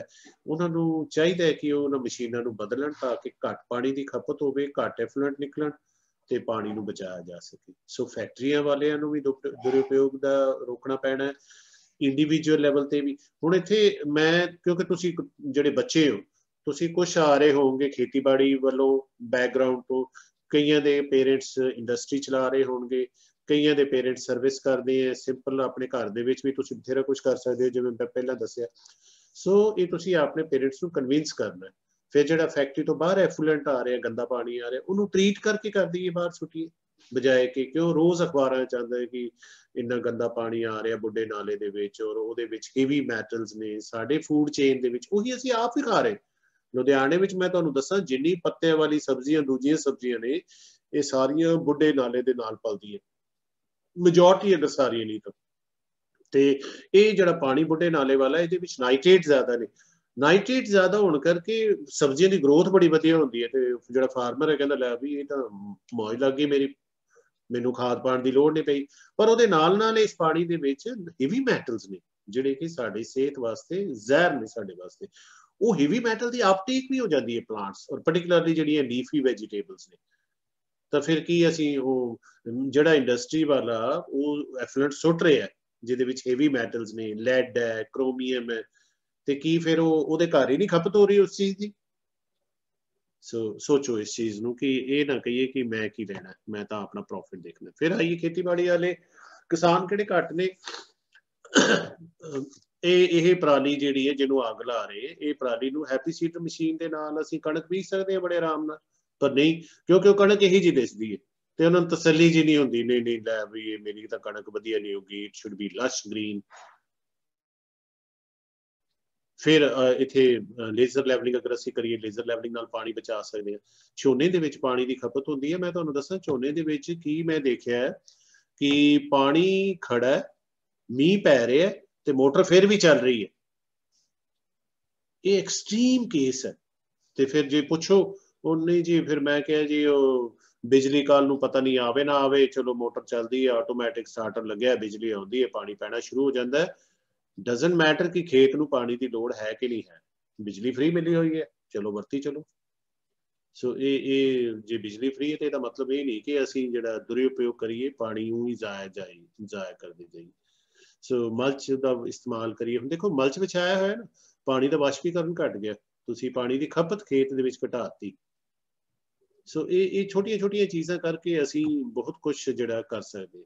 ਹੁਣ ਕਾਰਬਨ ਸਾਈਕਲ ਦੀ ਗੱਲ ਕਰਦੇ ਆ ਤਾਂ ਜਿਹੜਾ ਤੁਹਾਡਾ ਇਹ ਦੇਖੋ ਪੋਲਿਊਸ਼ਨ ਕਿੰਨਾ ਹੋ ਰਿਹਾ। ਇਹ ਆਮ ਸੀਨ ਹੈ ਕਿ ਕੂੜੇ ਦੇ ਢੇਰ ਲੱਗੇ ਹੋਏ ਆ। ਕਾਰਨ ਕੀ ਹੈ? ਅਸੀਂ ਲਿਫਾਫੇ ਦੇ ਵਿੱਚ ਕੂੜਾ ਘਰ ਦਾ ਕੀਤਾ ਤੇ ਉਹਨੂੰ ਠਾਹ ਕਰਕੇ ਬਾਹਰ ਮਾਰਿਆ, ਜਾਂ ਜਿਹੜਾ ਉਹ ਲੈਣ ਵੀ ਆਉਂਦਾ ਕੂੜਾ ਉਹਨੂੰ ਲਿਫਾਫਾ ਫੜਾਤਾ। ਕਿਉਂ ਨਾ ਇਹ ਬੜਾ ਖੂਬਸੂਰਤ ਡਸਟਬਿਨ ਮੈਂ ਆਪਣੇ ਘਰ ਰੱਖਿਆ ਹੋਇਆ, ਮੈਨੂੰ ਮਿਲ ਗਿਆ, ਮੈਂ ਡਸਟਬਿਨ ਲੈਣ ਗਿਆ ਤੇ ਉਹਨੇ ਮੈਨੂੰ ਇਹ ਜਿਹਾ ਦਿਖਾਇਆ। ਮੈਂ ਕਿਹਾ ਯਾਰ ਇਹ ਬੜੀ ਵਧੀਆ ਚੀਜ਼ ਹੈ, ਕਿਉਂਕਿ ਸਾਡੇ ਆਦਤ ਹੈ ਜੇ ਦੋ ਵੀ ਰੱਖਦੀ ਹੈ ਨਾ ਲੇਡੀਜ਼ ਨੇ, ਫਿਰ ਵੀ ਉਹ ਇੱਕੋ ਚ ਹੀ ਸੁੱਟੀ ਜਾਣਾ, ਉਹ ਭਰ ਗਿਆ ਫਿਰ ਦੂਜੇ ਸ਼ੁਰੂ ਕਰਦੇ। ਹੁਣ ਇੱਥੇ ਘੱਟ ਤੋਂ ਘੱਟ ਇਹ ਹੈ, ਅਸੀਂ ਕੀ ਕਰਦੇ ਹਾਂ ਜਿੰਨਾ ਆਰਗੈਨਿਕ ਹੈ ਉਹਦੇ ਵਿੱਚ ਰੱਖਦੇ ਹਾਂ, ਤੇ ਜਿਹੜਾ ਦੂਸਰਾ ਪਲਾਸਟਿਕ ਇੱਥੇ ਇਹ ਸਾਰਾ ਆਰਗੈਨਿਕ ਉਹਦਾ ਚੁੱਕ ਕੇ ਮੈਂ ਆਪਣੇ ਪਿੱਛੇ ਵਿਹੜੇ ਦੇ ਵਿੱਚ ਇੱਕ ਟੋਆ ਪੱਟਿਆ ਹੋਇਆ, ਉਹ ਟੋਏ ਦੇ ਵਿੱਚ ਪਾਤਾ, ਉੱਪਰ ਮਿੱਟੀ ਦੀ ਇੱਕ ਤਹਿ ਪਾਤੀ, ਫਿਰ ਅਗਲੇ ਦਿਨ ਫਿਰ ਐਂ ਕਰ ਲਿਆ ਤੇ ਸਾਡੇ ਘਰੋਂ ਬੜਾ ਘੱਟ ਕੂੜਾ ਨਿਕਲਦਾ। ਕਈ ਵਾਰੀ ਕੂੜੇ ਵਾਲੇ ਨੂੰ ਅਸੀਂ ਕਹਿੰਦੇ ਬਈ ਅੱਜ ਹੈ ਨਹੀਂ ਭਾਈ, ਸਾਡੇ ਕੂੜਾ ਹੈ ਨਹੀਂ। ਸੋ ਇਹ ਜਿਹੜਾ ਤੁਸੀਂ ਅਲੱਗ ਕਰਦੇ ਹੋ ਨਾ ਆਰਗੈਨਿਕ, ਇਹ ਇੱਕ ਖਾਦ ਦਾ ਬਣ ਸਕਦਾ। ਉਹ ਫਿਰ ਟੋਆ ਜਦੋਂ ਭਰ ਜਾਂਦਾ ਫਿਰ ਮੈਂ ਉਹਨੂੰ ਪੱਟ ਕੇ ਉਹ ਸਾਰੀ ਖਾਦ ਜਿਹੜੀ ਹੈ ਉਹਨੂੰ ਆਪਣੇ ਕੈਰੀਅਰ 'ਚ ਪਾ ਦਈਦੀ। ਤਾਂ ਕਿੱਥੇ ਕੂੜਾ ਰੀਸਾਈਕਲ ਹੋ ਗਿਆ ਸਾਰਾ, ਕਿਉਂਕਿ ਆਰਗੈਨਿਕ ਸੀ। ਹੁਣ ਇਹਦੇ ਵਿੱਚ ਤਾਂ ਕੋਈ ਮੁੱਲ ਨਹੀਂ ਲੱਗਿਆ ਨਾ। ਹਾਂ ਇਹ ਜ਼ਰੂਰ ਮੈਂ ਪਤਾ ਨਹੀਂ 600 ਰੁਪਏ ਦਾ ਕਿ 700 ਦਾ ਲੈ ਕੇ ਆਇਆ ਸੀ। ਮੇਰੀ ਘਰ ਵਾਲੀ ਨੇ ਮੈਨੂੰ ਬੜਾ ਘੂਰਿਆ ਵੀ ਕੀ ਲੋੜ ਸੀ ਇੰਨਾ ਮਹਿੰਗਾ ਲਿਆਉਣ ਦੀ, ਪਰ ਚਲੋ ਮੈਨੂੰ ਪਤਾ ਇਸ ਚੀਜ਼ ਦੀ ਇੰਪੋਰਟੈਂਸ। ਬਟ ਐਨੀ ਹਾਓ ਅੱਗੇ ਆਓ ਜੀ। ਫਿਰ ਉਹੀ ਹੁਣ ਖੇਤੀਬਾੜੀ ਤੋਂ ਜਿੰਨੀਆਂ ਗ੍ਰੀਨ ਹਾਊਸਿਸ ਗੈਸਿਸ ਨਿਕਲਦੀਆਂ ਨੇ, ਸਭ ਤੋਂ ਪਹਿਲਾਂ ਤਾਂ ਅੱਜ ਬੜਾ ਵਧੀਆ ਅੱਜ ਕੱਲ੍ਹ ਚੱਲ ਰਿਹਾ ਜੀ ਸਾੜਨ ਵਾਲਾ ਕੰਮ। ਪਿਛਲੇ ਸਾਲ ਨਾਲੋਂ ਇੰਨਾ ਜ਼ਿਆਦਾ ਪਰਾਲੀ ਸੜੀ ਹੈ ਸਾਨੂੰ। ਪਿਛਲੇ ਸਾਲ ਅਸੀਂ ਖੁਸ਼ ਸੀਗੇ ਯੂਨੀਵਰਸਿਟੀ ਵਾਲੇ ਕਿ ਚਲੋ ਲੋਕ ਸਮਝ ਗਏ, ਪਰ ਇਸ ਵਾਰੀ ਉਹ ਸਾਰਾ ਸਾਡਾ ਹੋ ਗਿਆ, ਗਲਤਫਹਿਮੀ ਹੋ ਗਈ ਦੂਰ ਕਿ ਲੋਕੀ ਸਮਝੇ ਨਹੀਂ ਗਏ। ਥੋੜੀ ਜਿਹੀ ਰੱਸੀ ਢਿੱਲੀ ਹੋਈ ਤੇ ਇਦਾਂ ਦਾ ਸਾੜ ਰਹੇ। ਤੁਸੀਂ ਸਵੇਰੇ ਉੱਠਦੇ ਹੋ ਚਾਰੇ ਪਾਸੇ ਧੂਆਂ ਧੂਆਂ, ਤੇ ਸਾਹ ਤਾਂ ਸਾਰੇ ਲੈ ਰਹੇ ਨਾ, ਫਾਰਮਰ ਵੀ ਤਾਂ ਸਾਹ ਲੈ ਰਿਹਾ ਉਸੇ ਧੂਏ 'ਚ। ਫਿਰ ਦੇਖੋ ਇਹ ਛੱਪੜ ਪਿੰਡਾਂ ਦੇ, ਜਿੰਨਾ ਗੋਹਾ ਕੂੜਾ ਲਿਆ ਕੇ ਛੱਪੜ ਤੇ ਡੰਪ ਕਰਨਾ, ਕਿਉਂਕਿ ਇਹ ਕਾਮਨ ਲੈਂਡ ਹੈ। ਬਈ ਇਹਨੂੰ ਕਿਉਂ ਨਾ ਇਹਦੀ ਰੂੜੀ ਬਣਾ ਕੇ ਇਹਨੂੰ ਖੇਤਾਂ 'ਚ ਪਾਇਆ ਜਾਵੇ। ਤੁਹਾਨੂੰ ਤੁਹਾਡੀ ਖਾਦ ਦੀ ਖਪਤ ਘਟਦੀ ਹੈ ਨਾ, ਕੋਈ ਗੱਲ ਨਹੀਂ, ਖਾਦ ਯੂਰੀਆ ਪਾ ਦਾਂਗੇ, ਪਰ ਇਹ ਰੂੜੀ ਨਹੀਂ ਪਾਣੀ। ਕਿਹੜਾ ਲੱਗਿਆ ਰਵੇ, ਕਿਹੜਾ ਇਹਨੂੰ ਰੂੜੀ ਬਣਾਵੇ ਕਰੇ। ਫਿਰ ਇਹ ਜਿਵੇਂ ਮੈਂ ਦੱਸਿਆ ਸੀ ਹੈਪੀ ਸੀਡਰ ਦੇ ਨਾਲ ਇਹਨੂੰ ਸਾਂਭ ਸਕਦੇ ਹਾਂ, ਮਲਚ ਦਾ ਇਸਤੇਮਾਲ ਕਰ ਸਕਦੇ ਹਾਂ। ਪਾਣੀ ਝੋਨੇ ਦੇ ਖੇਤ ਲਗਾਤਾਰ ਰੱਖਣ ਦੇ ਨਾਲ ਤੁਹਾਨੂੰ ਪਤਾ ਹੈ ਕਾਰਬਨ ਡਾਈਆਕਸਾਈਡ ਦੀ ਥਾਂ ਤੇ ਮੀਥੇਨ ਗੈਸ ਨਿਕਲਦੀ ਹੈ, ਜਿਹਨੂੰ ਅਸੀਂ CH4 ਕਹਿੰਦੇ ਹਾਂ। ਤੇ ਮੀਥੇਨ ਗੈਸ ਜ਼ਿਆਦਾ ਹਾਨੀਕਾਰਕ ਗ੍ਰੀਨ ਹਾਊਸ ਗੈਸ ਹੈ ਕੰਪੇਅਰ ਟੂ ਕਾਰਬਨ ਡਾਈਆਕਸਾਈਡ। ਤੇ ਫਿਰ ਗਲੋਬਲ ਵਾਰਮਿੰਗ ਤਾਂ ਹੋਣੀ ਹੈ ਆਪਣੇ ਆਪ। ਕੀ ਕੀਤਾ ਜਾਵੇ ਇਸ ਚੀਜ਼ ਦਾ? ਇਹ ਹੁਣ ਇਹ ਗੱਲਾਂ ਵੀ ਪਾਣੀ ਥੋੜਾ ਜ਼ਿਆਦਾ ਨਾ ਖਿਲਾਰੋ, ਸਿਰਫ 15 ਦਿਨ ਪਾਣੀ ਖੜਾ ਰੱਖੋ, ਜੇ ਇਹ ਵੀ ਨਹੀਂ ਅਸੀਂ ਸਮਝ ਸਕ ਰਹੇ ਤੇ ਫਿਰ ਅਸੀਂ ਕੀ ਕਰਾਂਗੇ? ਹੋਰ ਗੱਲਾਂ ਬੜੀਆਂ ਵੱਡੀਆਂ ਕਰਦੇ ਆ ਪਰ ਉਹ ਹੈ ਨਹੀਂ ਗਾ। ਆਓ ਜੀ ਅੱਗੇ ਗ੍ਰੀਨ ਹਾਊਸ ਗੈਸਾਂ। ਫਿਰ ਆਪਾਂ ਸ਼ਹਿਰ ਵਾਲੇ ਵੀ ਤਾਂ ਘੱਟ ਅਸੀਂ ਵੀ ਨਹੀਂ ਗਏ। ਫੈਕਟਰੀਆਂ ਤੋਂ ਧੂਆਂ, ਇਹ ਧੂਆਂ ਇੱਥੇ ਚਿਮਨੀ ਦੇ ਉੱਪਰ ਟ੍ਰੀਟਮੈਂਟ ਪਲਾਂਟ ਲੱਗਿਆ ਹੋਣਾ ਚਾਹੀਦਾ ਸੀ ਤਾਂ ਕਿ ਇਹ ਧੂਏ ਦੇ ਵਿੱਚ ਹਾਨੀਕਾਰਕ ਗੈਸਾਂ ਉੱਪਰ ਨਾ ਜਾਣ। ਪਰ ਨਹੀਂ, ਕਿਹੜਾ ਲਾਵੇ, ਕਿਹੜਾ ਖਰਚਾ ਕਰੇ? ਅਸੀਂ ਤਾਂ ਕਰੋੜਾਂ ਕਮਾਣੇ ਆ, ਅਸੀਂ ਲੱਖਾਂ ਨਹੀਂ ਲਾਉਣੇ। ਫਿਰ ਗੱਡੀਆਂ ਕਾਰਾਂ, ਹੁਣ ਉਹੀ ਗੱਲ ਆ ਜਾਂਦੀ ਹੈ, ਸੌਰੀ ਟੂ ਸੇ ਮੈਨੂੰ ਕਹਿਣਾ ਨਹੀਂ ਚਾਹੀਦਾ, ਮਤਲਬ ਗੱਡੀਆਂ ਅਨਨੈਸੈਸਰਲੀ, ਇੱਕ ਬੰਦਾ ਇੱਕ ਗੱਡੀ ਤੇ ਹੈ, ਦੂਜਾ ਨਹੀਂ ਨਜ਼ਰ ਆਉਂਦਾ। ਹਰ ਘਰ ਦੇ ਵਿੱਚ ਜਿੰਨੇ ਮੈਂਬਰ ਨੇ ਉਨੀਆਂ ਗੱਡੀਆਂ, ਰਿਵਾਜ ਹੋ ਗਿਆ। ਦਿਖਾਵਾ ਵੀ ਹੈ, ਦਿਖਾਵੇ 'ਚ ਅਸੀਂ ਬਹੁਤ ਅੱਗੇ ਹਾਂ ਨਾ। ਤੇ ਬਸ ਧੂਆਂ ਧੂਆਂ ਹੋ ਜਾਵੇ, ਜਿੱਥੇ ਦੇਖੋ ਗੱਡੀਆਂ ਤੁਹਾਨੂੰ ਦਿਸਦੀਆਂ।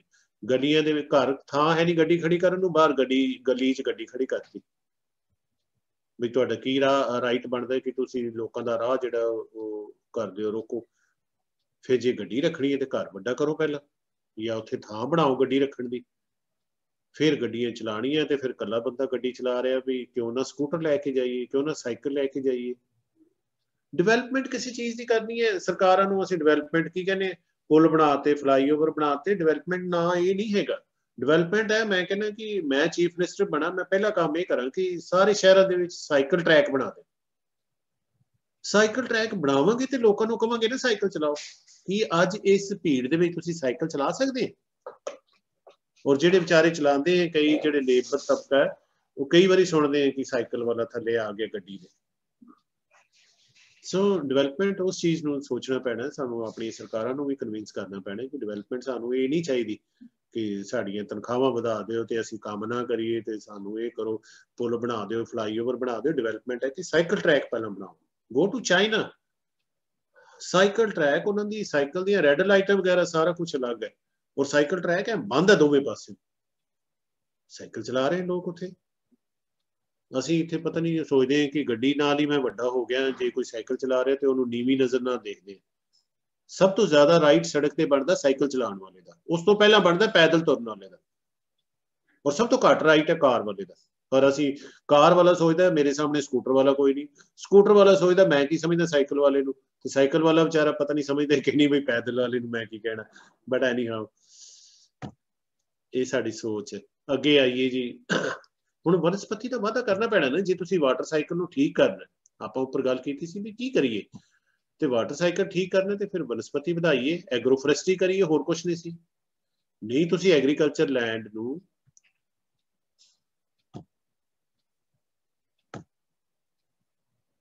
Sorry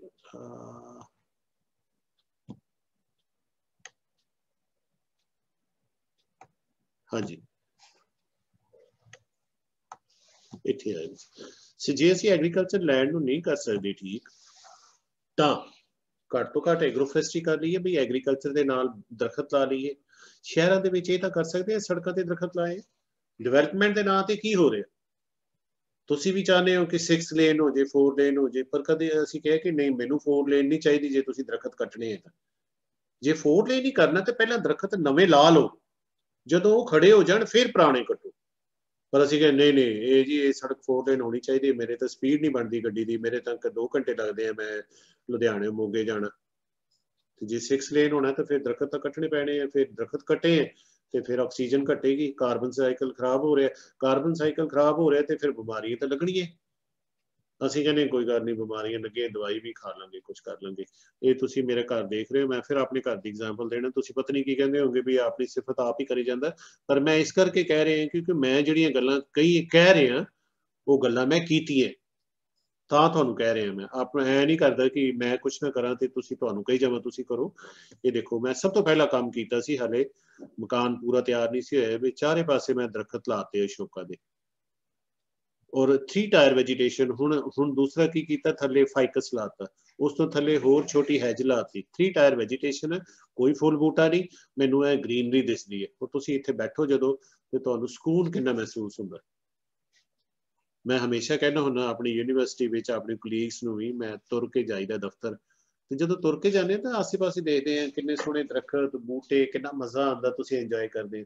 but when you are on a scooter or on a car, ਤੇ ਤੁਹਾਡੀ ਜਿਹੜੀ ਕੰਸਨਟ੍ਰੇਸ਼ਨ ਉਹ ਸੜਕ ਤੇ ਹੈ, ਤੁਸੀਂ ਆਸੇ ਪਾਸੇ ਦੇਖ ਸਕਦੇ ਹੀ ਨਹੀਂ, ਕਿਉਂਕਿ ਤੁਹਾਨੂੰ ਸੜਕ ਤੇ ਕੰਸਨਟ੍ਰੇਟ ਕਰਨਾ ਪੈਂਦਾ।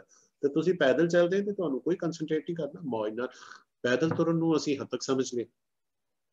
ਸਾਡੇ ਬੱਚੇ ਕੈਂਪਸ ਦੇ ਵਿੱਚ ਸਕੂਟਰਾਂ ਤੇ, ਪੇਰੈਂਟਸ ਪਹਿਲੇ ਮਤਲਬ ਬੱਚੇ ਦਾਖਲ ਬਾਅਦ ਚ ਹੁੰਦਾ, ਮੋਟਰਸਾਈਕਲ ਤੇ ਜਿਹੜਾ ਸਕੂਟੀਆਂ ਪਹਿਲਾਂ ਲੈ ਕੇ ਦਿੰਦੇ।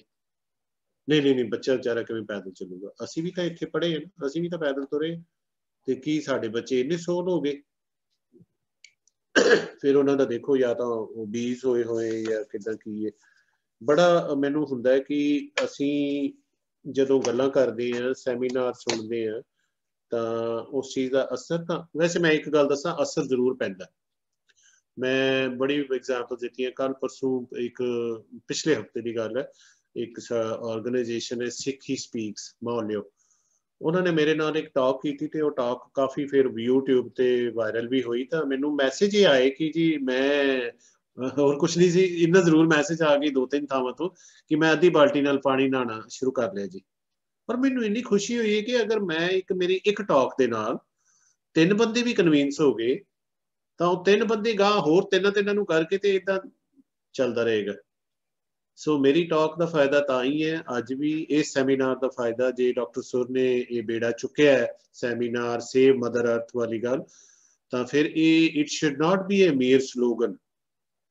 अगर तुसी शैली मैम कह रहे सी कि ਅਸੀਂ कंपटीशन करवाए हैं, ਮੈਨੂੰ बड़ी खुशी ਹੁੰਦੀ अगर इस कंपटीशन ਦੇ ਵਿੱਚ ਅਸੀਂ ਬੱਚਿਆਂ ਨੂੰ ਕਹਿੰਦੇ ਬਈ ਬੇਟੇ ਚਲੋ ਇੱਕ ਕੰਪੀਟੀਸ਼ਨ ਹੋਰ ਕਰਵਾਉਣਾ ਬੜਾ ਫਨੀ ਜਿਹਾ। ਉਹ ਕੰਪੀਟੀਸ਼ਨ ਕੀ ਹੈ कि 10 बच्चे कंपीट करनगे, 10 बच्चों नूं असीं 5-5 लीटर पानी दे देना और ਉਹਦੇ ਵਿੱਚ ਅਸੀਂ ਉਹਨਾਂ ਨੂੰ ਕਹਿਣਾ बेटे तुसीं अपना मूँह भी धोना है ते ब्रशिंग करनी है, टीथ ब्रशिंग करनी है। उस तो बाद ਜਿਹੜਾ ਬੱਚਾ ਸਾਨੂੰ ਸਭ ਤੋਂ ਵੱਧ ਪਾਣੀ ਵਾਪਸ ਕਰੇਗਾ 5 ਲੀਟਰ ਦੇ ਵਿੱਚੋਂ ਬਚਾ ਲਵੇ ਤੇ ਉਸ ਬੱਚੇ ਨੂੰ ਅਸੀਂ ਇਨਾਮ ਦੇਵਾਂਗੇ। ਹੁਣ ਇਹ ਇਸ ਤਰ੍ਹਾਂ ਦੇ ਕੰਪੀਟੀਸ਼ਨ ਨਾਲ ਕੀ ਹੈ कि बच्चे ने आप चीज प्रैक्टिस की है कि how I can brush my teeth with minimum amount of water, how I can wash my face with minimum amount of water. इस तरह के कंपीटिशन करवाए जान। स्टिल क्योंकि हुण ਉਹ ਛੱਡ ਦਿਓ ਤੁਸੀਂ ਪੁਰਾਣੀਆਂ ਗੱਲਾਂ ਕਿ ਪੇਂਟਿੰਗ ਬਣਾ ਲਈ ਹੈ ਨਾ, এনवायरमेंट ਦੇ ਬਾਰੇ ਉਹ ਬੱਚੇ ਨੈਟ ਤੋਂ ਚੁੱਕਦੇ ਆ ਚੀਜ਼ਾਂ, ਉਹਨਾਂ ਨੂੰ ਇਸ ਤਰ੍ਹਾਂ ਦੀਆਂ ਪ੍ਰੈਕਟੀਕਲ ਗੱਲਾਂ ਕਰਵਾਓ। ਉਹਨਾਂ ਨੂੰ ਤੁਸੀਂ ਆਈ ਹੋਪ ਕਿ ਤੁਹਾਡੇ ਜਿਹੜੇ ਕੈਂਪਸ ਦੇ ਵਿੱਚ ਰੇਨ ਵਾਟਰ ਹਾਰਵੈਸਟਿੰਗ ਹੋ ਰਹੀ ਹੋਏਗੀ ਜਾਂ ਕੀਤੀ ਹੋਏਗੀ, ਉਹਨਾਂ ਨੂੰ ਉਸ ਤੋਂ ਜਾਣੂ ਕਰਵਾਓ। ਆਪਣੇ ਜਿਹੜੇ ਪ੍ਰਿੰਸੀਪਲ ਸਾਹਿਬ ਨੇ ਸਕੂਲ ਦੇ, ਉਹਨਾਂ ਨੇ ਬੜੀ ਅੱਛੀ ਗੱਲ ਕਹੀ ਕਿ এনवायरमेंट ਦੀ ਕਲਾਸ, ਇਕੋਲੋਜੀ ਦੀ ਕਲਾਸ ਸ਼ੁਰੂ ਕੀਤੀ, ਗੁੱਡ। ਮਗਰ ਉਹ ਕਲਾਸ ਦੇ ਵਿੱਚ ਮੈਂ ਆਈ ਹੋਪ ਕਿ ਤੁਸੀਂ ਥਿਊਰੀ ਨਹੀਂ ਪੜ੍ਹਾ ਰਹੇ, ਥਿਊਰੀ ਨਾ ਪੜ੍ਹਾਓ ਤੇ ਨਾ ਹੀ ਉਹਦਾ ਇਮਤਿਹਾਨ ਲਓ। ਉਹ ਕਲਾਸ ਨੂੰ ਇਸ ਤਰ੍ਹਾਂ ਦਾ ਬਣਾਓ ਇੰਟਰਸਟਿੰਗ ਕਿ the children or the students, they should be excited कि today we are going to have environmental class। ਉਹਨਾਂ ਨੂੰ ਬਾਹਰ ਲੈ ਕੇ ਜਾਓ, ਉਹਨਾਂ ਨੂੰ ਵਾਤਾਵਰਨ ਦੱਸੋ ਕਿਵੇਂ ਖਰਾਬ ਹੋਇਆ। ਹੁਣ ਅਸੀਂ ਤੁਸੀਂ ਦੇਖੋ ਹਰ ਯੂਨੀਵਰਸਿਟੀ ਨੇ ਬੜਾ ਉਹ ਲਾਜ਼ਮੀ ਕੀਤਾ ਹੋਇਆ এনवायरमेंट ਦਾ ਕੋਰਸ ਪੜ੍ਹਾਉਣਾ। ਸਾਡੇ ਅਸੀਂ ਯੂਨੀਵਰਸਿਟੀ ਵਿੱਚ ਵੀ ਜਿੰਨੇ ਅੰਡਰ ਗ੍ਰੈਜੂਏਟ ਕੋਰਸਿਸ ਨੇ ਉਹਨਾਂ ਨੂੰ এনवायरमेंट ਦਾ ਕੋਰਸ ਪੜ੍ਹਾ ਰਹੇ, ਮਗਰ ਮੈਂ ਤੁਹਾਨੂੰ ਫਰੈਂਕਲੀ ਦੱਸਾਂ ਉਹਦਾ ਕੋਈ ਫਾਇਦਾ ਨਹੀਂ ਸਾਨੂੰ। ਅਸੀਂ ਉਹ ਕੋਰਸ ਦਾ ਕੋਈ ਫਾਇਦਾ ਹੀ ਨਹੀਂਗਾ क्योंकि उस कोर्स का मकसद ये सीगा कि बच्चों के विच एनवायरमेंटल इफेक्ट जिहड़ा उहनूं इनकलकेट किया जाए, पर वो असीं कर नहीं सक रहे। द रीजन बीइंग असीं उहनां नूं जाके थ्योरी दे लैक्चर दे रहे, ये स्ट्रैटोस्फेयर है, ये फलाना है, ये फलाना है, पोल्यूशन इन्ने टाइप की हुंदी है ते वो भी बच्चा बेचारा रट्टा ला लैंदा है क्योंकि एट द एंड असीं कहने हैं बई असीं इम्तिहान लैणे है, इम्तिहान लैण करके वो रट्टा लांदा है, ਅਸੀਂ ਵੀ ਉਹਨੂੰ ਨੋਟਸ ਪਕੜਾ ਦੇਣੇ, ਕਿਤਾਬਾਂ ਦੇ ਦੇਣੇ। এনवायरमेंट ਵਾਲੇ ਕੋਰਸ ਦੇ ਵਿੱਚ ਕੋਈ ਇਮਤਿਹਾਨ ਨਾ ਹੋਵੇ, ਬੱਚੇ ਨੂੰ ਪਤਾ ਇਮਤਿਹਾਨ ਕੁਛ ਨਹੀਂ, ਮੈਂ ਸਿੱਖਣਾ ਇੱਥੋਂ ਗੱਲਾਂ। ਸੋ ਕੀ ਇਹ ਕਰ ਸਕਦੇ ਹਾਂ ਅਸੀਂ? ਇਹਨੂੰ ਰੀਥਿੰਕ ਕਰੋ ਪਲੀਜ਼। ਜਿਹੜੀ ਸਕੂਲ ਦੇ ਵਿੱਚ ਪ੍ਰਿੰਸੀਪਲ ਸਾਹਿਬ ਨੇ ਕਹੀ ਹੈ এনवायरमेंट ਦੀ ਕਲਾਸ, ਪ੍ਰਿੰਸੀਪਲ ਸਾਹਿਬ ਅਗਰ ਤੁਸੀਂ ਮੈਨੂੰ ਅਲਾਉ ਕਰੋਗੇ ਤਾਂ ਮੈਂ ਕਿਸੇ ਟਾਈਮ ਆ ਕੇ ਤੁਹਾਡੇ ਕੋਲ ਮੈਂ ਬੱਚਿਆਂ ਦੇ ਨਾਲ ਕੁਝ ਇਸ ਤਰ੍ਹਾਂ ਦੀਆਂ ਐਕਟੀਵਿਟੀਜ਼ ਕਰਨਾ ਚਾਹੂੰਗਾ, ਕਿਉਂਕਿ ਜਿਹੜੀ ਅਥਾਰਟੀ ਦੇ ਵਿੱਚ ਮੇਰਾ ਸਭ ਤੋਂ ਵੱਡਾ ਏਮ ਇਹ ਹੈ, मैं NOC वगैरह के चक्कर च नहीं पैना चाहता। वो होर उत्थे बथेरे बंदे ने, मैंबर होर भी ने। मेरा एम है मैं एक कंपेन, मास कंपेन होवे, डेली बेसिस ते असीं अपने बच्चों नूं हर रोज़ 5 मिनट गल करिए पानी दी, वातावरण दी। तुसीं सवेरे प्रेयर्स दे विच रख लो 5 मिनट इस वास्ते। ते ये जिहड़ी इकोलॉजी की क्लास है very good. Punjab school board वाले भी कहते हैं जी असीं भी कुछ इस तरह की क्लास शुरू की है, मगर ये जिहड़ी क्लास है ये it should be really meaningful. ਇਹਦਾ ਪਹਿਲਾਂ ਤਾਂ ਇਮਤਿਹਾਨ ਦਾ ਡਰ ਕੱਢ ਦਿਓ, ਉਹਨਾਂ ਨੂੰ ਕਹੋ ਇਹਦੇ ਵਿੱਚ ਕੋਈ ਇਮਤਿਹਾਨ ਨਹੀਂ ਹੋਏਗਾ, ਮਗਰ ਤੁਹਾਡੀ ਅਟੈਂਡੈਂਸ ਜਿਹੜੀ ਹੈ 100% ਹੋਣੀ ਚਾਹੀਦੀ ਹੈ। ਤੁਹਾਨੂੰ ਉਸ ਹਿਸਾਬ ਨਾਲ ਨੰਬਰ ਦੇ ਦਾਂਗੇ। ਜਿਹਨੇ 100% ਅਟੈਂਡੈਂਸ ਹੈ ਉਹਨੂੰ 90 ਨੰਬਰ ਦੇ ਦਿਓ, ਜਿਹਦੀ 95% ਹੈ ਉਹਨੂੰ 85 ਦੇ ਦਿਓ। ਇਸ ਤਰ੍ਹਾਂ ਦਾ ਕੁਝ ਬਣਾ ਲਓ। ਮਗਰ ਬੱਚਿਆਂ ਦੇ ਵਿੱਚ ਹੈਬਿਟਸ ਇਨਕਲਕੇਟ ਕਰਨੀ ਹੈ by doing, learning by doing, not learning by cramming ਨਹੀਂ। ਸੋ ਇਹ ਚੀਜ਼ਾਂ ਅਗਰ ਅਸੀਂ ਕਰੀਏ ਤਾਂ ਮੈਨੂੰ ਲੱਗਦਾ ਹੈ ਕਿ ਅਸੀਂ ਕਾਫੀ ਹੱਦ ਤੱਕ ਜਿਹੜਾ ਆਪਣੇ ਬੱਚਿਆਂ ਦੇ ਵਿੱਚ ਇਹ ਕੰਪੇਨਿੰਗ ਕਰ ਸਕਦੇ ਹਾਂ। ਔਰ ਬੱਚੇ ਇਸ ਵੇਲੇ ਸਾਡਾ ਇੱਕ ਭਵਿੱਖ ਨੇ, ਇਹਨਾਂ ਬੱਚਿਆਂ ਵਾਸਤੇ ਪਾਣੀ ਬਚਾਉਣਾ ਅਸੀਂ। ਸਾਡਾ ਇਹ ਮੋਰਲ ਡਿਊਟੀ ਹੈ ਕਿ ਅਸੀਂ ਇਹ ਜਿਹੜੀ ਆਉਣ ਵਾਲੀ ਸਾਡੀ ਪੀੜ੍ਹੀ ਹੈ ਅਸੀਂ ਇਹਨਾਂ ਨੂੰ ਕਿਸੇ ਤਰੀਕੇ ਦੇ ਨਾਲ ਸਮਝਾਈਏ, ਸਗੋਂ ਜਿਹੜੇ ਪਾਣੀ ਦੇ ਸਰੋਤ ਨੇ ਇਹਨਾਂ ਤੱਕ ਦੇ ਕੇ ਜਾਈਏ, ਵੀ ਚੰਗੇ ਸਰੋਤ ਦੇ ਕੇ ਜਾਈਏ। ਮੈਂ ਇੱਥੇ ਦੇਖ ਰਿਹਾ ਗੁਰਮੀਤ ਕੌਰ ਨੇ ਆਪਣਾ ਹੱਥ ਖੜਾ ਕੀਤਾ ਹੋਇਆ। Have you any question Gurmeet Kaur?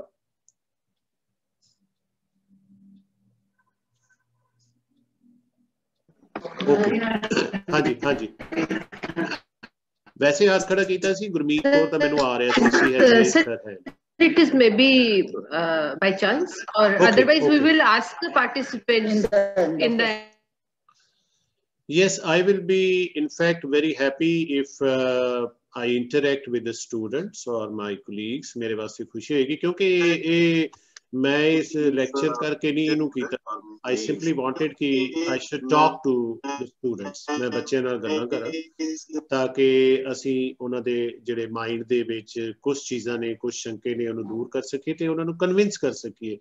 मैनूं खुशी होंदी है कि मैं 2 वारी पहला भी इस कॉलेज कैंपस दे विच लैक्चर दिते हुए हैं और दोवें वारी ही बच्चे बेचारे मैनूं पर्चियां फड़ा के आके ते पर्चियां विच बड़ा कुछ लिखिया होया सी कि सर तुसीं तां साडी लाइफ ही चेंज करती।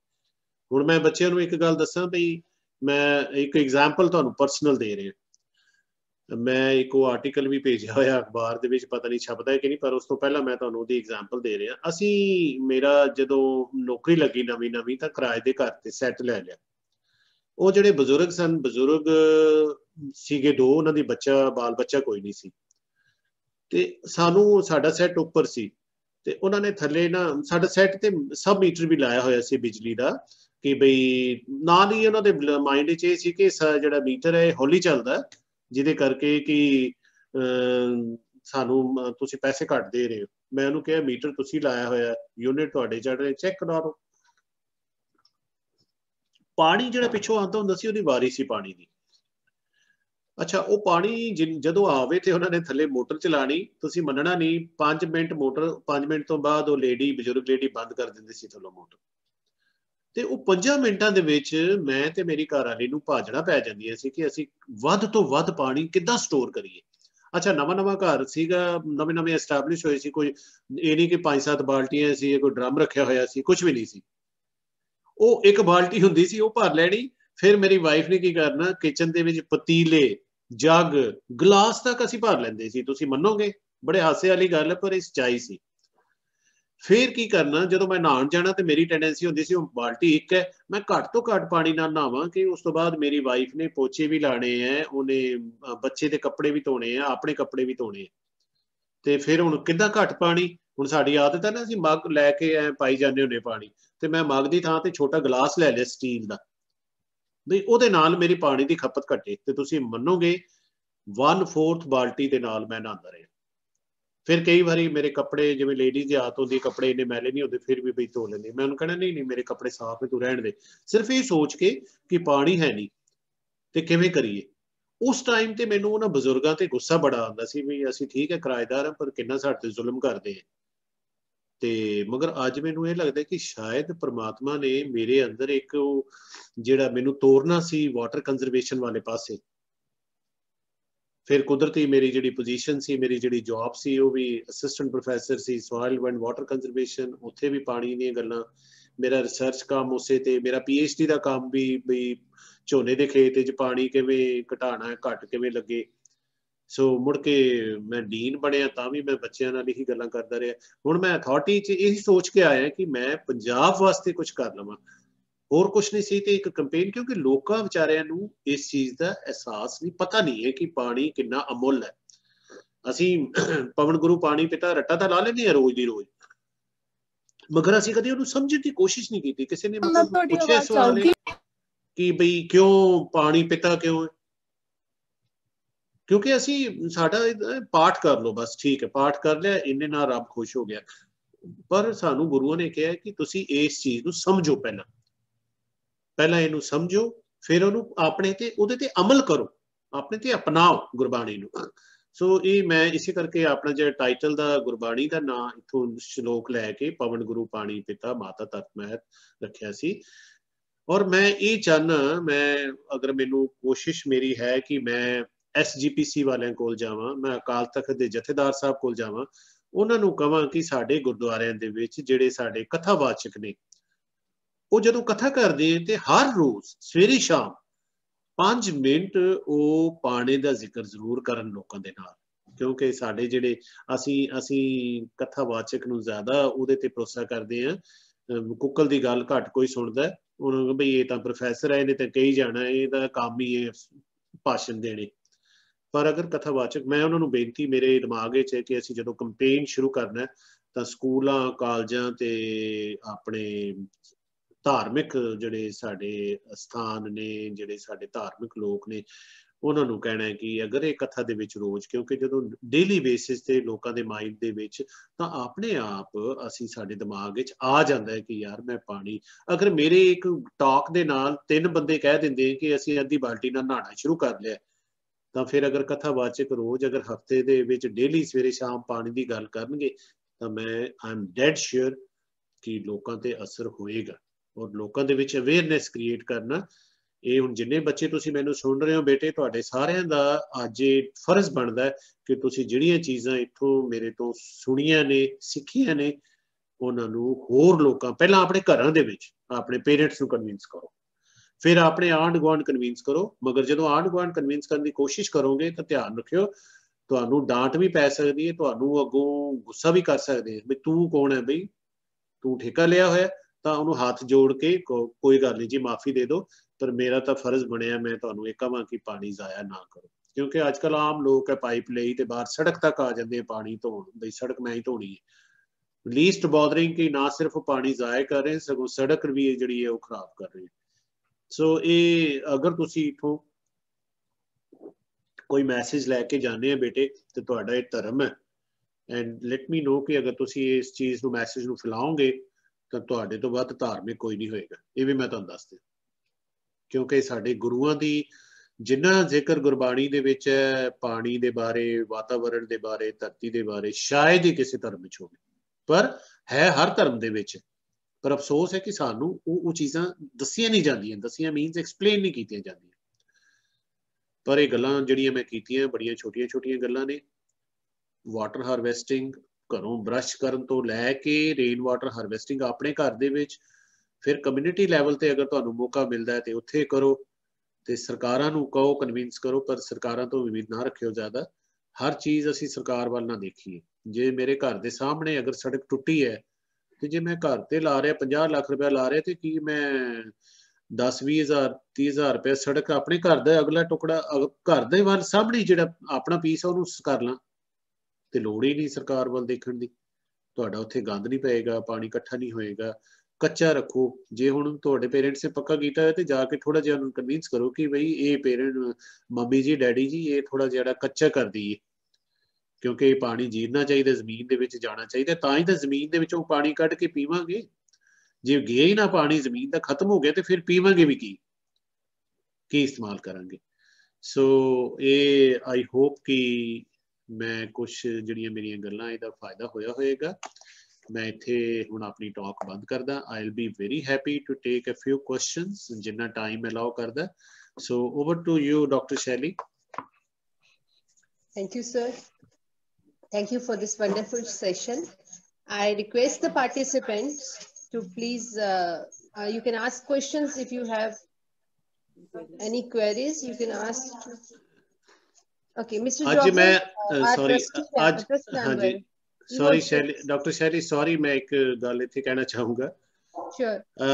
ਬੱਚਿਆਂ ਨੂੰ ਕਹਿਣਾ ਚਾਹ ਰਹੇ ਕਿ ਆਮ ਤੌਰ ਤੇ ਬੱਚੇ ਸਵਾਲ ਨਹੀਂ ਪੁੱਛਦੇ ਹੁੰਦੇ, ਸ਼ਾਈ ਫੀਲ ਕਰਦੇ ਆ, ਹੈ ਨਾ, ਬਈ 1 to 1 ਜਦੋਂ ਕਲਾਸ ਵਿੱਚ ਵੀ ਨਹੀਂ ਪੁੱਛਦੇ ਸਵਾਲ ਬੜੇ ਹੁੰਦੇ ਆ ਮਨ ਦੇ ਵਿੱਚ। ਪਰ ਲੈਟ ਮੀ ਟੈਲ ਯੂ, ਇੱਥੇ ਤਾਂ ਹੁਣ ਤੁਸੀਂ ਆਪਣਾ ਭਾਵੇਂ ਵੀਡੀਓ ਆਫ ਕਰਕੇ ਵੀ ਸਵਾਲ ਪੁੱਛ ਸਕਦੇ, ਕਿਸੇ ਨੇ ਕੁਝ ਨਹੀਂ ਕਹਿਣਾ। ਸੋ ਬੀ ਫਰੈਂਕ। ਸਵਾਲ ਕੀ ਹੈ, ਮਤਲਬ ਇਹੋ ਜਿਹੇ ਸਵਾਲ ਪੁੱਛੋ ਜਿਹੜੇ ਤੇ ਮੈਂ ਜਵਾਬ ਦੇ ਦਿਆਂ, ਮੈਨੂੰ ਆਉਂਦੇ ਹੋਣ, ਕਿਉਂਕਿ ਮੈਂ ਇੰਨਾ ਇੰਟੈਲੀਜੈਂਟ ਨਹੀਂ ਹੈਗਾ ਕਿ ਤੁਹਾਡੇ ਸਾਰੇ ਸਵਾਲਾਂ ਦੇ ਜਵਾਬ ਦਿਆਂ। Thank you. ਹਾਂਜੀ ਮੈਮ।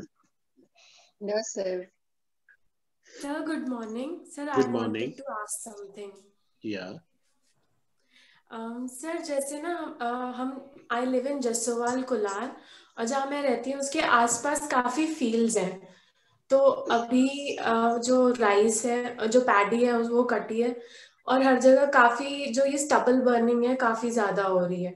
तो आई वांटेड टू आस्क कि बीइंग, मतलब आई एम वेरी कंसर्न्ड और अगर मैं कोई स्टेप लेना चाहूँ या मैं किसी अथॉरिटी को बताना चाहूँ तो क्या कर सकते हैं हम इसमें? थैंक यू बेटे, thank you for your concern. आपने बड़ा डिफिकल्ट क्वेश्चन पूछा है मुझे, लेकिन मैं याद रही कहूँ कि किसी को बताने की जगह पे पहला आपका फर्ज बनता है कि जिस फार्मर ने आग लगाई है उसको जाके कन्विंस करें, बड़े प्यार से हाथ जोड़ के कि अंकल चलो मुझे पता है आपकी मजबूरी है, लेकिन क्या ऐसा नहीं कर सकते हैं? बहुत सारी टेक्निक हैं जो पीएयू ने, पंजाब एग्रीकल्चर यूनिवर्सिटी ने दी है।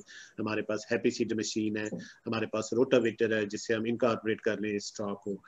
तो रिक्वेस्ट करें और उनको ये बताएं कि ये जो जलाया आपने इसके कंसिक्वेंसेस क्या है। आई एम श्योर कि जो जलाते हैं ना बेचारे, उनको नहीं पता है कि उन्होंने अपनी जमीन का नुकसान कितना कर दिया, अपना नुकसान कितना कर दिया और एनवायरमेंट का कितना नुकसान कर दिया। अब आप जो बच्चे हो, आपका फर्ज ये बनता है कि you have to go them, हाथ जोड़ के अंकल जी कह के उनको कन्विंस करना है। और अगर उनके घर का पता लग जाए कि इनका घर कहाँ पे है तो उनके घर चले जाए। तो आंटी जी को कहेंगे तो आंटी जी जरूर मान जाएंगे आपकी बात, अंकल जी अगर नहीं मानेंगे तो। ठीक है। एक्चुअली सर मैं क्या सोच रही थी कि अगर एक अथॉरिटी होती है या कोई ऑफिशियल कमेटी होती है जिसमें अगर हम वॉलेंटियर्स बन के भी अगर काम कर सके अपने अपने जहाँ विलेजेस में रहते हैं तो उसका इम्पैक्ट ज्यादा होता है ना? या तो you are right, you are right. अगर आप एज विलेज में रहते हो तो आप जो लाइक माइंडेड बच्चे हो, आप एक ग्रुप बना सकते हैं। दैट इज वेरी इंपॉर्टेंट, क्योंकि उसमें यह है कि अगर आप 10 बच्चे भी इकट्ठे हो जाते हो तो एटलीस्ट 10 घर तो कन्विंस हो गए ना आपके कि हाँ हमने ये एनवायरनमेंट को बचाना है ना। तो that will be still better. क्योंकि हमेशा शुरुआत तो जब आप एक ग्रुप भी बनाने निकलोगे तो आप घर से अकेले निकलोगे ना, आपने अकेले चलना है तो फिर आपके साथ जुड़ते जाएंगे लोग। वो आप जोड़ने की भी कोशिश करो, ग्रुप भी बना लो, लेकिन ग्रुप भी काम ऐसे करना पड़ेगा आपको बड़े प्यार से, और किसी को कोई गुस्सा नहीं करना है, उनको समझाना है। एंड डोंट थिंक कि आपकी बात सारे मान जाएंगे।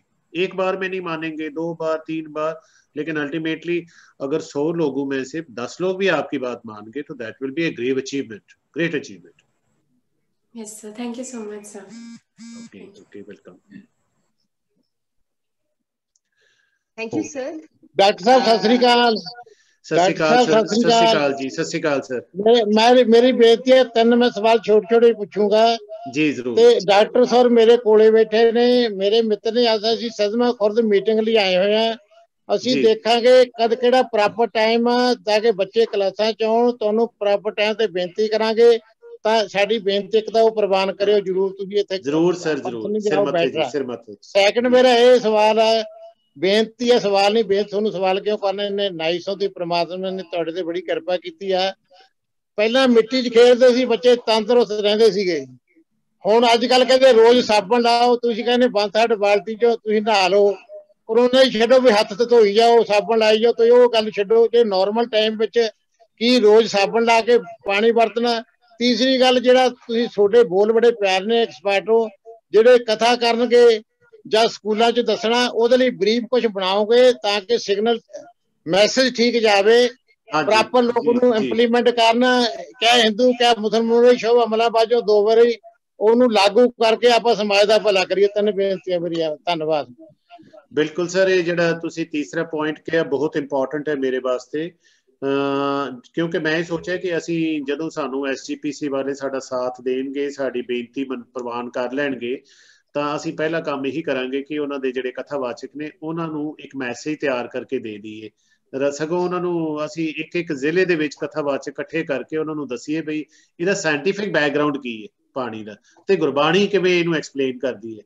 ਕਿਉਂਕਿ ਗੁਰਬਾਣੀ ਨੇ ਜੇ ਪਾਣੀ ਦਾ ਜ਼ਿਕਰ ਕੀਤਾ ਤੇ ਉਹਦਾ ਸਾਇੰਟੀਫਿਕ ਵੀ ਬੈਕਗਰਾਉਂਡ ਹੈ, ਤੇ ਉਹ ਦੋਵਾਂ ਚੀਜ਼ਾਂ ਨੂੰ ਜੋੜ ਕੇ ਉਹ ਬਹੁਤ ਜ਼ਰੂਰੀ ਹੈ। ਤੁਹਾਡਾ ਇਹ ਪੁਆਇੰਟ ਤੀਜਾ ਬੜਾ ਇੰਪੋਰਟੈਂਟ ਹੈ ਕਿ ਮੈਸੇਜ ਇੱਕੋ ਜਿਹਾ ਜਾਣਾ ਚਾਹੀਦਾ, ਮੈਸੇਜ ਇੱਕੋ ਜਿਹਾ ਜਾਣਾ ਚਾਹੀਦਾ।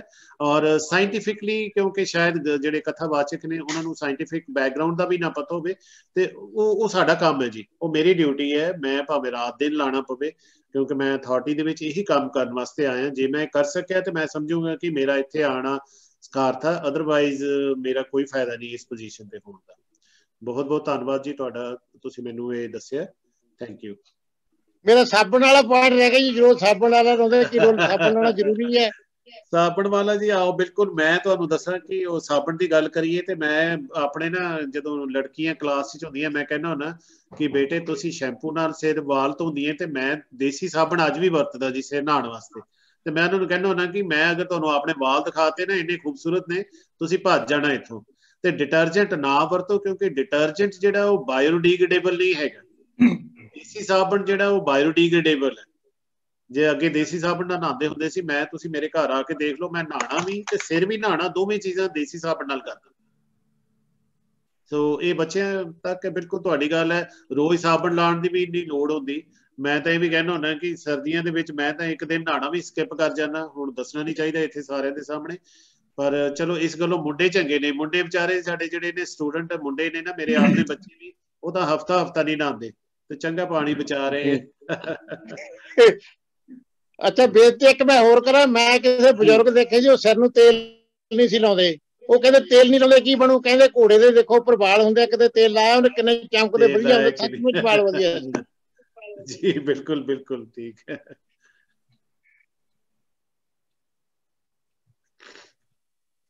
Sir, हाँ जी, very nice interactions. Any other participants? Excuse me, sir.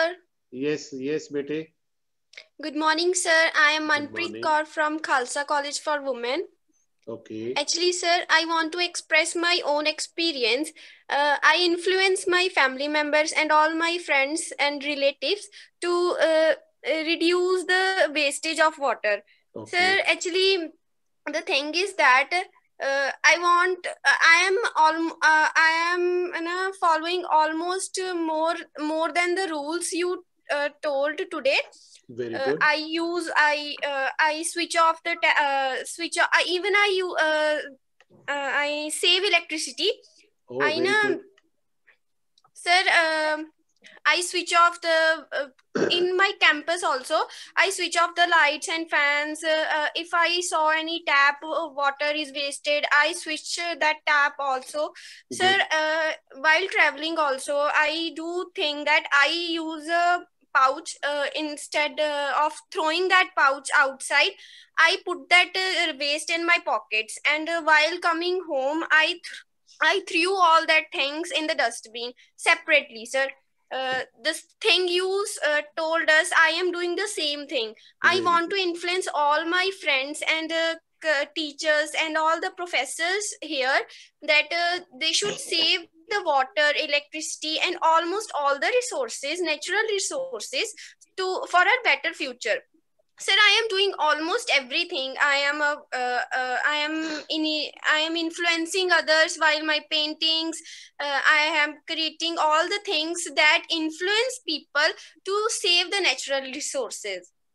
Okay. Sir, I am very thankful to you for giving us such an opportunity, and we have listened all the beneficials of natural resources also. Thank you so much, sir, for giving us informative session. Thank you, bete. Manpreet, in which class you are? Sir, I am BCom second year student. BCom second year. My request to principal colleague from the school who said that they have started environment classes for school students. Principal साहब, मेरी request है कि तुसी मनप्रीत दियां सेवावां लै सकदे हो, क्योंकि मनप्रीत जिहड़ा काम आप कर रही है ਉਹ ਦੂਜਿਆਂ ਨੂੰ ਜ਼ਿਆਦਾ ਕਨਵਿੰਸ, ਬੱਚੇ ਇਹਦੀ ਗੱਲ ਤੇ ਜ਼ਿਆਦਾ ਕਨਵਿੰਸ ਹੋਣਗੇ ਬਜਾਏ ਕਿ ਤੁਹਾਡੇ ਤੇ ਮੇਰੇ ਵਰਗਿਆਂ ਦੀ ਗੱਲ ਸੁਣ ਕੇ, ਕਿਉਂਕਿ she is actually prioritizing the things at her home. ਤੇ ਇਹਨੂੰ ਅਗਰ ਤੁਸੀਂ ਬੱਚਿਆਂ ਦੇ ਸਾਹਮਣੇ ਲਿਆਓਗੇ ਤਾਂ this will be very good. So this is my request to the management and principal ਸਾਹਿਬ ਕਿ ਤੁਸੀਂ ਮਨਪ੍ਰੀਤ ਵਰਗੇ ਜਿਹੜੇ ਬੱਚੇ ਨੇ ਉਹਨਾਂ ਨੂੰ ਸਕੂਲ ਦੇ ਬੱਚਿਆਂ ਦੇ ਸਾਹਮਣੇ ਲੈ ਕੇ ਆਓ, and she will be fully able to convince them। और बच्चे दी गल सुनगे भी, वो कहेंगे कि जे साडी सीनियर लड़की जे गल्लां कर रही है तां असीं भी क्यों नहीं कर सकते। सो बेटे thank you very much. And मैं मेरी रिक्वेस्ट ये भी है कि तुसीं अपनी क्लास दे विच भी अपनी सहेलियां दे ग्रुप विच भी तुसीं ये गल्लां करिया करो एनवायरनमेंट दी, क्योंकि तुसीं ये गल्लां करोगे ते तुहाडे नाल दे बच्चे भी इन्फ्लुएंस होणगे। That's good, very good. Thank you बेटे। Thank you, sir. Sir, one more point I want to say. Sir, actually, while walking in my campus, college campus, if I saw anybody throwing the garbage front of me, I will never say him, her to pick up. I will go and pick that wrapper and throw in dustbin.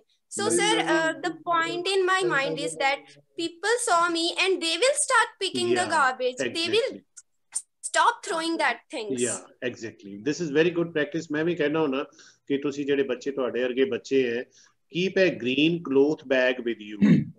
और ਜਦੋਂ ਤੁਸੀਂ ਕੋਈ plastic ਦਾ ਜਾਂ ਕੋਈ cold drink ਪੀ ਕੇ bottle ਸੁੱਟਦੇ ਆ, ਉਹਨੂੰ ਤੁਸੀਂ ਆਪਣੇ ਚੁੱਕਿਆ ਤੇ ਆਪਣੇ ਬੈਗ ਵਿੱਚ ਪਾ ਲਿਆ। ਇੱਥੇ ਇੱਕ ਕੁਐਸਚਨ ਆ ਰਿਹਾ ਗੁਰਮੀਤ ਕੌਰ ਤੋਂ, she said ਕਿ what about the management of plastic?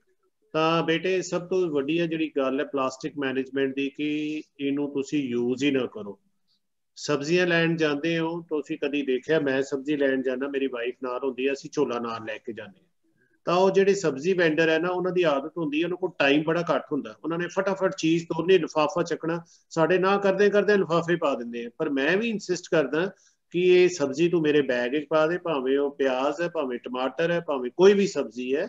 ਉਹ ਫਿਰ ਮੇਰੇ ਵੱਲ ਇੰਨੀ ਭੈੜੀ ਤਰ੍ਹਾਂ ਨਾਲ ਦੇਖਦਾ ਨਾ, ਕਿਉਂਕਿ ਇੱਕ ਤਾਂ ਉਹਦਾ ਟਾਈਮ ਖਰਾਬ ਹੋ ਰਿਹਾ ਹੁੰਦਾ ਕਿ ਉਹਨੂੰ ਦੁਬਾਰਾ ਜਿਹੜਾ ਉਹ ਲਿਫਾਫਾ ਖਾਲੀ ਕਰਨਾ ਪੈਂਦਾ, ਤੇ ਕਈ ਵਾਰੀ ਕਈ ਹੈਰਾਨ ਹੋ ਕੇ ਵੀ ਦੇਖਦੇ ਆ ਵੀ ਲੋਕੀ ਤਾਂ ਲਿਫਾਫੇ ਮੰਗਦੇ ਤੇ ਸਰਦਾਰ ਜੀ ਜਿਹੜਾ ਹੈ ਇਹ ਤਾਂ ਖਾਲੀ ਕਰਾ ਲਿਆ ਲਿਫਾਫਾ ਇਹਨੇ।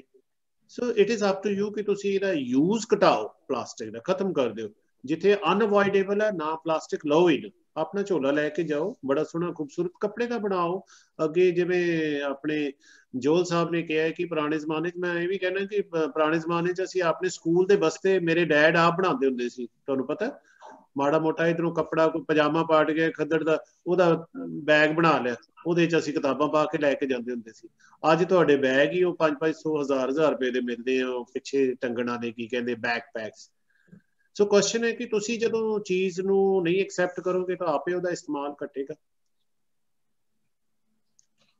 Thank you sir, I also want to share something. हाँ जी, हाँ जो आरओ का जब हम एक पूरा भरते हैं ना, तो उसमें से मैंने देखा कि काफी पानी निकलता है, तो अराउंड 2/3 पानी आपका जाया हो जाता है। हाँ जी, तो 3-4 years ago what I did, हमारे घर में काफी बड़ी सी स्टील की बाल्टी है, तो what did I told my mother that you please save that water, और फिर जब भी हमारे घर में हेल्पर आती है तो आई टेल माय मदर कि उसको वही पानी दो, वो उसी से पोछा लगाएंगी, या जो स्लैब साफ करना है, हाथ धोना है। एंड और ये जो आपने बात की वेजिटेबल्स ले जाने की, मैंने भी मम्मा को बोला कि हम वेजिटेबल्स के लिए सारा ले जाते हैं, इवन की ग्रोसरी के लिए। और मतलब मेरे घर में जितने भी प्लास्टिक बैग्स अगर कहीं से आ भी जाते हैं तो आई कलेक्ट देम और मैं उनको शॉपकीपर्स को दे आती हूँ कि एक तो आप ये बहुत अच्छा है बेटे, बहुत अच्छा, this is great. Manpreet and Manali, both you are doing very good job, and again my request to principal sir कि आप इन बच्चों की जो सर्विसेज है उनको यूटिलाइज करें। मैं यहाँ पे मुझे भी बेटे एक बात याद आ रही थी कि जो आपने कहा कि वो पोछा लगाने वाली बात, तो ये जो कन्विंस करना है, एक बार मैंने अपनी क्लास में एक इस तरह की लेक्चर दिया जब एनवायरमेंट क्लास में, तो नेक्स्ट डे एक लड़की मुझे आके कहती है सर मैंने अपनी मेड को मना किया कि तुम ये डिटर्जेंट लगा रही हो, टैप बंद करके रखो। तो उसके बाद मेरी मम्मा ने मुझे डांट दिया। मैंने कहा क्यों डांटा? तो मम्मा ने कहा कि क्या तुम उसको क्यों कह रही थी ऐसे, कल को अगर वो काम छोड़ के चलेगी तो क्या करेंगे। सो ये बात है कि why to depend on meds also, अगर जहाँ तक हो सकता है अपना काम खुद करें, और क्योंकि दूसरा आदमी जो है वो आपके नहीं पानी बचाएगा, आपने खुद ये चीजें देखनी है। And this is wonderful. यहाँ तक एक और बात आ गई, जब आपने कहा ना आरओ की बात, यहाँ पे मैं एक पढ़ रहा था कि एक मोगा में एक गांव है, वहां पे जो यंग लोग हैं, जवान लड़के, उन्होंने सारा किया कि हम पानी का एक ड्रॉप भी जाया नहीं होने देंगे। और सबसे अच्छी बात क्या लगी मुझे, वो कहने लगे कि जब घर में कोई गेस्ट आता है ना तो यू ऑफर देम वाटर, आप उनको पानी देते हो ना, तो वो क्या करते हैं कि जैसे ये गिलास है पानी का, कुछ पी लिया, सारा तो पीते नहीं है, बाकी छोड़ देते हैं, तो हम भी उठाते हैं तो इसको बाकी सिंक में जाके डोल देते हैं, पानी गिरा देते हैं। तो वो क्या करते थे उस गांव के लोग, उन्होंने कि जैसे ये पानी जो बच गया वो उन्होंने एक बाल्टी अलग से रखी हुई थी, उसमें डाल देते थे। जब वो बाल्टी भर जाती थी तो उसको ले जाके उन्होंने एक गांव में कलेक्टिवली एक छप्पड़ सा बनाया हुआ था, वहां डाल देते थे, तो वो नीचे जमीन में रिचार्ज हो जाता था। मतलब बड़ी छोटी सी बात है, लेकिन इसी तरह रेस्टोरेंट्स में जब आप बैठते आके तो वो आके पानी भर देता है वेटर, चाहे आपने पानी मांगा नहीं मांगा, वो अपनी ड्यूटी समझता है, वो पानी भर देता है इसमें आके, आप पिए ना पिए वो पानी बाद में फेंक दिया जाता है। सो ये this is very good practice, ये भी एक चीज है ऐसी पानी का जो जूठा हम छोड़ देते हैं पानी। थैंक यू बेटे, good. Hello, am I audible? या दिशा, यू आर ऑडिबल।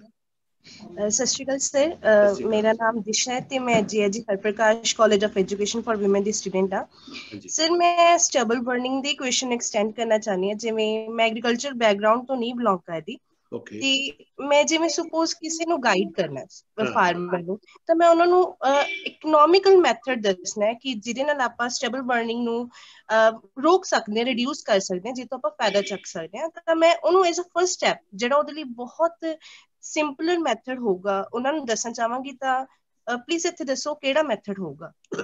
ਬੇਟੇ ਸਭ ਤੋਂ ਜਿਹੜਾ ਈਜ਼ੀ ਮੈਥਡ ਇਹ ਹੈ ਕਿ ਜਿਹੜੀ ਮੈਂ ਮਸ਼ੀਨ ਦਿਖਾਈ ਸੀ ਨਾ ਹੈਪੀ ਸੀਡਰ, ਹੈਪੀ ਸੀਡਰ ਜਿਹੜੀਆਂ ਕੋਆਪਰੇਟਿਵ ਸੁਸਾਇਟੀਜ਼ ਨੇ ਪਿੰਡਾਂ ਦੇ ਵਿੱਚ ਉੱਥੇ ਵੀ ਹੈਗਾ ਪਿਆ ਹੋਇਆ ਹੈ। ਹੈਪੀ ਸੀਡਰ ਕਈ ਲੋਕਾਂ ਨੇ ਇਹਨੂੰ ਬਿਜ਼ਨਸ ਵੀ ਬਣਾਇਆ ਹੋਇਆ ਹੈ ਕਿ ਉਹ ਕਸਟਮ ਹਾਇਰਿੰਗ ਬੇਸਿਸ ਤੇ ਤੁਹਾਡੇ ਜਾ ਕੇ ਸੋਇੰਗ ਕਰ ਦੇਣਗੇ। ਇੱਕ ਸਿੰਗਲ ਆਪਰੇਸ਼ਨ ਦੇ ਵਿੱਚ you can sow the crop in standing stubbles, ਜਿਹੜੇ ਸਟਬਲ ਨੇ ਰਾਈਸ ਦੇ, ਉਹਦੇ ਵਿੱਚ ਤੁਸੀਂ ਕਣਕ ਦੀ ਜਿਹੜੀ ਫਸਲ ਹੈ ਬੀਜ ਸਕਦੇ ਹੋ ਸਿੰਪਲੀ, ਕੁਝ ਵੀ ਨਹੀਂ ਕਰਨਾ। ਇੱਕ ਤਰੀਕਾ ਹੈ। ਦੂਸਰਾ ਫਿਰ ਹੈ ਕਿ ਜਿਹੜਾ ਤੁਸੀਂ, ਕਿਉਂਕਿ ਤੁਸੀਂ ਈਜ਼ੀ ਵੇ ਦੀ ਗੱਲ ਕਰਦੇ ਹੋ, ਦੂਸਰਾ ਤਰੀਕਾ ਹੈ ਕਿ ਬੇਲਰ ਲੋਕਾਂ ਕੋਲ ਹੈਗੇ ਹੈ, ਉਹ ਕਿਸੇ ਨੂੰ ਕਹੋ 400-500 ਰੁਪਇਆ ਦੇ ਕੇ ਵੀ ਉਹ ਆ ਕੇ ਤੁਹਾਡੇ ਸਾਰੇ ਬੇਲਸ ਬਣਾ ਦੇਗਾ, ਸਾਰੇ ਕਟਿੰਗ ਕਰਕੇ ਨਾ ਸਟਬਲਸ ਦੀ, ਤੇ ਬੇਲਸ ਬਣ ਜਾਂਦੀ ਹੈ, ਉਹਨੂੰ ਬੇਲਸ ਨੂੰ ਚੁੱਕ ਕੇ ਬਾਹਰ ਰੱਖ ਲਓ ਤੇ ਉਹ ਵਿਕ ਜਾਂਦੀ ਹੈ। ਹੁਣ ਮੈਂ ਪਿੱਛੇ ਪੜ੍ਹ ਰਿਹਾ ਸੀ 150 ਰੁਪਏ ਦੀ ਕਿਸੇ ਨੇ ਪਰ ਬੇਲ, 150 ਰੁਪੀਜ਼, ਤੇ ਤੁਸੀਂ ਸਾੜਨ ਦੀ ਥਾਂ ਤੇ ਉਹਦੀ ਕਮਾਈ ਕਰੋ। ਫਿਰ ਤੁਸੀਂ ਉਹ ਬੇਲਸ ਅਗਰ ਨਹੀਂ ਵਿਕਦੀਆਂ ਤੁਸੀਂ ਇੱਕ ਪਾਸੇ ਰੱਖ ਲਓ, ਤੁਸੀਂ ਕੱਲ ਨੂੰ ਉਹਨੂੰ ਐਜ਼ ਮਲਚ ਯੂਜ਼ ਕਰ ਸਕਦੇ ਹੈ, ਤੁਸੀਂ ਉਹਨੂੰ ਕਟਿੰਗ ਕਰਕੇ ਐਨੀਮਲਸ ਨੂੰ ਵੀ ਮਿਕਸ ਕਰਕੇ ਤੂੜੀ ਦੇ ਵਿੱਚ ਇਹਦਾ ਕਰ ਸਕਦੇ ਹੈ, ਖਵਾ ਸਕਦੇ ਹੈ। ਹੁਣ ਇਸ ਵੇਲੇ ਤੁਸੀਂ ਪਤਾ ਨਹੀਂ ਅਖਬਾਰ ਦੇ ਵਿੱਚ ਪੜ੍ਹਿਆ ਹੋਏਗਾ ਕਿ ਪਠਾਨਕੋਟ ਜਿਹੜਾ ਹੈ ਡਿਸਟ੍ਰਿਕਟ ਹੈ, ਉੱਥੇ ਮਿਨੀਮਮ ਸਟਬਲ ਬਰਨਿੰਗ ਹੋਈ ਹੈ। ਆਈ ਡੋਂਟ ਨੋ ਤੁਸੀਂ ਪੜ੍ਹਿਆ ਕਿ ਨਹੀਂ। ਹੁਣ ਕਿਉਂ ਪਠਾਨਕੋਟ ਕਿਉਂ ਮਿਨੀਮਮ ਹੋਈ ਹੈ? ਦ ਰੀਜ਼ਨ ਬੀਇੰਗ ਪਠਾਨਕੋਟ ਦੇ ਆਸੇ ਪਾਸੇ ਜਿਹੜੇ ਗੁੱਜਰ ਨੇ, ਜਿਹੜੇ ਐਨੀਮਲਸ ਰੱਖਦੇ ਆ, ਮੱਝਾਂ ਰੱਖਦੇ ਆ, ਉਹ ਸਾਰਾ ਲੈ ਕੇ ਚਲੇ, ਉਹ ਲੈ ਲੈਂਦੇ ਆ, ਸਾਰੀ ਪਰਾਲੀ ਚੁੱਕ ਲੈਂਦੇ, ਇਸ ਕਰਕੇ ਲੋਕਾਂ ਨੂੰ ਉੱਥੇ ਸਾੜਨ ਦੀ ਲੋੜ ਹੀ ਨਹੀਂ ਪੈਂਦੀ। ਸੋ ਈਜ਼ੀ ਵੇ ਆਊਟ ਇਹ ਹੈ ਕਿ ਤੁਸੀਂ ਉਹਨੂੰ ਪਰਾਲੀ ਨੂੰ ਕੱਢ ਕੇ ਬਾਹਰ ਸਾਂਭ ਕੇ ਰੱਖ ਲਓ, ਜਾਂ ਫਿਰ ਹੈਪੀ ਸੀਡਰ ਮਸ਼ੀਨ। ਔਰ ਹੈਪੀ ਸੀਡਰ ਨਾਲ ਜਦੋਂ ਤੁਸੀਂ ਕਣਕ ਬੀਜਦੇ ਆ ਤਾਂ you are saving water in wheat as well. ਉਹਦੇ ਵਿੱਚ ਤੁਸੀਂ, ਤੁਹਾਨੂੰ ਪ੍ਰੀ ਸੋਇੰਗ ਇਰੀਗੇਸ਼ਨ ਦੀ ਵੀ ਲੋੜ ਨਹੀਂ ਪੈਂਦੀ, ਡਾਇਰੈਕਟ ਸੋਇੰਗ ਕਰਤੀ, ਜ਼ੀਰੋ ਟਿਲੇਜ ਵੀ ਹੈ, ਤੁਹਾਡੀ ਸੋਇਲ ਦੀ ਫਰਟੀਲਿਟੀ ਵੀ ਵੱਧਦੀ ਹੈ। ਸੋ ਬੈਸਟ ਵੇ ਹੈ ਕਿ ਉਹ ਸੋਇਲ ਦੇ ਵਿੱਚ ਹੀ ਰਵੇ। ਕਾਰਬਨ ਸਾਈਕਲ ਮੈਂ ਤੁਹਾਨੂੰ ਦੱਸਿਆ ਸੀ ਨਾ, ਜਿਹੜੀ ਚੀਜ਼ ਜ਼ਮੀਨ ਦੇ ਵਿੱਚੋਂ ਉਪਜੀ ਹੈ that should become part of the soil, ਤਾਂ ਹੀ ਤੁਹਾਡੀ ਸੋਇਲ ਦੀ ਫਰਟੀਲਿਟੀ ਮੇਨਟੇਨ ਰਹੇਗੀ। ਸੋ these are some easy way outs. Good morning sir. Good morning bete. Sir मैं Vaneet Kaur Narang, GSG Institute of Law for Women Sidhwa Khurdi विद्यार्थना। Okay. Sir मेरा question ਇਹ ਸੀਗਾ ਕਿ ਜਿਵੇਂ ਹੁਣ ਅਸੀਂ ਸ਼ਹਿਰ 'ਚ ਰਹਿੰਦੇ ਹੈਗੇ ਆ, ਜਿਹੜੀ ਤੁਸੀਂ ਟੈਂਕ ਲਗਾਉਣ ਦੀ ਗੱਲ ਕੀਤੀ ਸੀਗੀ ਸਰ ਗਾਰਡਨ ਦੇ ਵਿੱਚ, ਹੁਣ ਸਾਡੇ ਕੋਲ ਤਾਂ ਇੱਥੇ ਖੁੱਲੀ ਜਗ੍ਹਾ ਨਹੀਂ ਹੁੰਦੀ ਇੰਨੀ, ਤੇ ਸਰ ਅਸੀਂ ਕਿਸ ਤਰ੍ਹਾਂ ਦਾ ਇਸਤੇਮਾਲ ਕਰ ਸਕਦੇ ਹਾਂ? ਕਿਉਂਕਿ ਜਿਹੜਾ ਇੱਕ ਸਬਮਰਸੀਬਲ ਜਿਹੜਾ ਸ਼ਹਿਰਾਂ 'ਚ ਜ਼ਿਆਦਾਤਰ ਲੱਗੇ ਹੋਏ ਨੇ, ਜੇ ਅਸੀਂ ਪਾਣੀ ਨੂੰ ਦੁਰਵਰਤੋਂ ਤੋਂ ਬਚਾਉਣਾ ਹੈ ਤੇ ਸਰ ਥੋੜੇ ਇਹਦੇ ਬਾਰੇ ਥੋੜਾ ਜਾਣਨਾ ਪਾਓ। ਬੇਟੇ ਦੇਖੋ, ਜਿਹੜਾ ਪੋਰਚ ਹੈ ਨਾ ਤੁਹਾਡੇ ਘਰ, ਆਈ ਮੀਨ ਗੇਟ ਤੋਂ ਅੰਦਰ ਵੜਦੇ ਆ, ਉਹ ਥਾਂ ਹੈਗੀ? ਹਾਂਜੀ ਹਾਂਜੀ ਸਰ। ਕਿੰਨੀ ਕੁ ਉੱਥੇ ਗੱਡੀ ਖੜੀ ਹੋ ਸਕਦੀ ਹੈ? ਸਰ ਹਾਂਜੀ ਇੰਨੀ ਹੈ, ਇੰਨੀ ਥਾਂ ਹੈਗੀ। ਤੁਸੀਂ ਕੀ ਕਰ ਸਕਦੇ ਹੋ, ਉਹਦੇ ਥੋੜਾ ਜਿਹਾ ਜ਼ਰੂਰ ਹੈ ਟੁੱਟ ਭੱਜ ਕਰਨੀ ਪੈਣੀ ਹੈ, ਆਪਣੇ ਪੇਰੈਂਟਸ ਨੂੰ ਕਨਵਿੰਸ ਕਰਨਾ ਪੈਣਾ। ਤੁਸੀਂ ਇੱਕ ਤਾਂ ਉੱਥੇ ਥੱਲੇ ਬਣਾ ਸਕਦੇ ਹੋ ਟੈਂਕ, ਜੇ ਤੁਸੀਂ ਪਾਣੀ ਸਟੋਰ ਕਰਨਾ ਚਾਹੁੰਦੇ ਹੋ। ਜੇ ਤੁਸੀਂ ਪਾਣੀ ਸਟੋਰ ਕਰਨ ਦੀ ਥਾਂ ਤੇ ਤੁਸੀਂ ਕਹਿੰਦੇ ਹੋ ਕਿ ਨਹੀਂ ਇਹਨੂੰ ਮੈਂ ਰੀਚਾਰਜ ਕਰਨਾ, ਤਾਂ ਤੁਸੀਂ ਫਿਰ ਛੋਟਾ ਟੈਂਕ ਬਣਾ ਕੇ ਉਹਦੇ ਵਿੱਚ ਫਿਲਟਰ ਲਾਣੇ ਪੈਂਦੇ ਆ, ਜਿਵੇਂ ਮੈਂ ਦਿਖਾਏ ਹੈ, ਤਾਂ ਉਹ ਤੁਸੀਂ ਰੀਚਾਰਜ ਸਟਰਕਚਰ ਵੀ ਬਣਾ ਸਕਦੇ ਹੋ, ਤਾਂ ਕਿ ਤੁਹਾਡਾ ਜਿਹੜਾ ਬਾਰਿਸ਼ ਦਾ ਪਾਣੀ ਉਹ ਨਾਲ ਦੀ ਨਾਲ ਰੀਚਾਰਜ ਹੋ ਜਾਵੇ।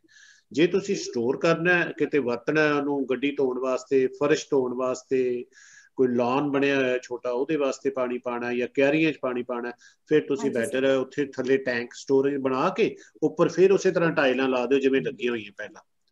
ਥੋੜਾ ਜਿਹਾ ਜ਼ਰੂਰ ਤੁਹਾਡਾ ਖਰਚਾ ਹੋਏਗਾ, but you will be able to do that. ਅਗਰ ਉਹ ਵੀ ਨਹੀਂ ਕਰ ਸਕਦੇ ਤਾਂ ਫਿਰ ਬੈਸਟ ਤਰੀਕਾ, ਜਿਵੇਂ ਮੈਂ ਦੱਸਿਆ, ਤੁਸੀਂ ਘੱਟ ਤੋਂ ਘੱਟ 1000, ਅੱਜ ਕੱਲ੍ਹ 2-5-5 ਹਜ਼ਾਰ ਲੀਟਰ ਦੇ ਵੀ ਉਹ ਮਿਲਦੇ ਆ ਪਲਾਸਟਿਕ ਦੇ ਟੈਂਕ, ਸਿੰਟੈਕਸ ਦੇ, ਹੈ ਨਾ? ਹਾਂਜੀ ਤੇ ਸਰ। ਤੁਸੀਂ ਉਸ ਤਰ੍ਹਾਂ ਦਾ 1000 ਲੀਟਰ ਦਾ ਟੈਂਕ ਲਿਆ ਕੇ ਰੱਖ ਲਓ। 1000 ਲੀਟਰ ਤਾਂ ਰੱਖੀ ਅਸੀਂ, ਇਹ ਹੋ ਸਕਦਾ ਕੋਈ ਮੀਂਹ ਇਹੋ ਜਿਹਾ ਪਵੇ ਕਿ ਤੁਹਾਡਾ 1000 ਲੀਟਰ ਵੀ ਇਕੱਠਾ ਨਾ ਹੋਵੇ, ਦੂਜੇ ਮੀਂਹ 'ਚ ਹੋ ਸਕਦਾ ਵੱਧ ਇਕੱਠਾ ਹੋ ਜਾਵੇ, ਤੇ ਠੀਕ ਹੈ ਟੈਂਕ ਭਰ ਗਿਆ, ਮੁੜ ਕੇ ਪਾਣੀ ਬਾਹਰ ਚਲਾ ਜਾਏਗਾ, ਕੋਈ ਗੱਲ ਨਹੀਂ। ਐਟਲੀਸਟ ਤੁਹਾਨੂੰ ਇਹ ਤਾਂ ਹੋਵੇ ਕਿ ਉਹ ਟੈਂਕ ਲਿਆ ਕੇ ਰੱਖ ਦਿਓ ਕਿਤੇ ਵੀ ਥਾਂ ਤੇ, ਜਿੱਥੇ ਜਿਹੜੇ ਬਰਾਂਡੇ ਬਰੂੰਡੇ ਤੇ ਰੱਖਤਾ, ਪਾਈਪ ਜਿਹੜੀ ਉਹਦੇ ਵਿੱਚ ਕਰਤੀ divert. Thank you sir, thank you so much sir. Okay ਬੇਟੇ। Excuse me, sir. ਹਾਂਜੀ Sir, in our campus, actually we were planning to have water harvesting unit. So the water can be harvested by different ways, but here we want that borewell type of water harvesting unit. Because sir काफी मतलब area वड्डा है और different rooftops तो भी ते grounds तो भी पानी जो मतलब rain आंदी है तो rain water flow काफी ज़्यादा होता है, and we want that water rain harvesting somewhere in the campus. तो सर ਅਸੀਂ ਜੇ borewell वाला design opt ਕਰਦੇ ਹਾਂ तो is it okay for us? ਮੈਨੂੰ ਜ਼ਿਆਦਾ, ਮੈਂ ਟੂ ਬੀ ਵੈਰੀ ਫਰੈਂਕ, ਮੈਨੂੰ ਬੋਰਵੈਲ ਡਿਜ਼ਾਈਨ ਦਾ ਨਹੀਂ ਬਹੁਤਾ ਪਤਾ ਹੈਗਾ, ਪਰ ਉਹਦੇ ਵਿੱਚ ਸਿਰਫ ਥੋੜਾ ਜਿਹਾ ਇਹ ਹੁੰਦਾ ਡਰ ਸਾਨੂੰ ਕਿ ਜਿਹੜਾ ਪਾਣੀ ਹੈ ਕਿਤੇ ਉਹ ਗੰਦਾ ਪਾਣੀ ਨਾ ਵਿੱਚ ਚਲਾ ਜਾਵੇ, ਤੇ ਉਹ ਇਨਸਟੈਡ ਕਿ ਜ਼ਮੀਨ ਦੇ ਪਾਣੀ ਨੂੰ ਵੀ ਅਸੀਂ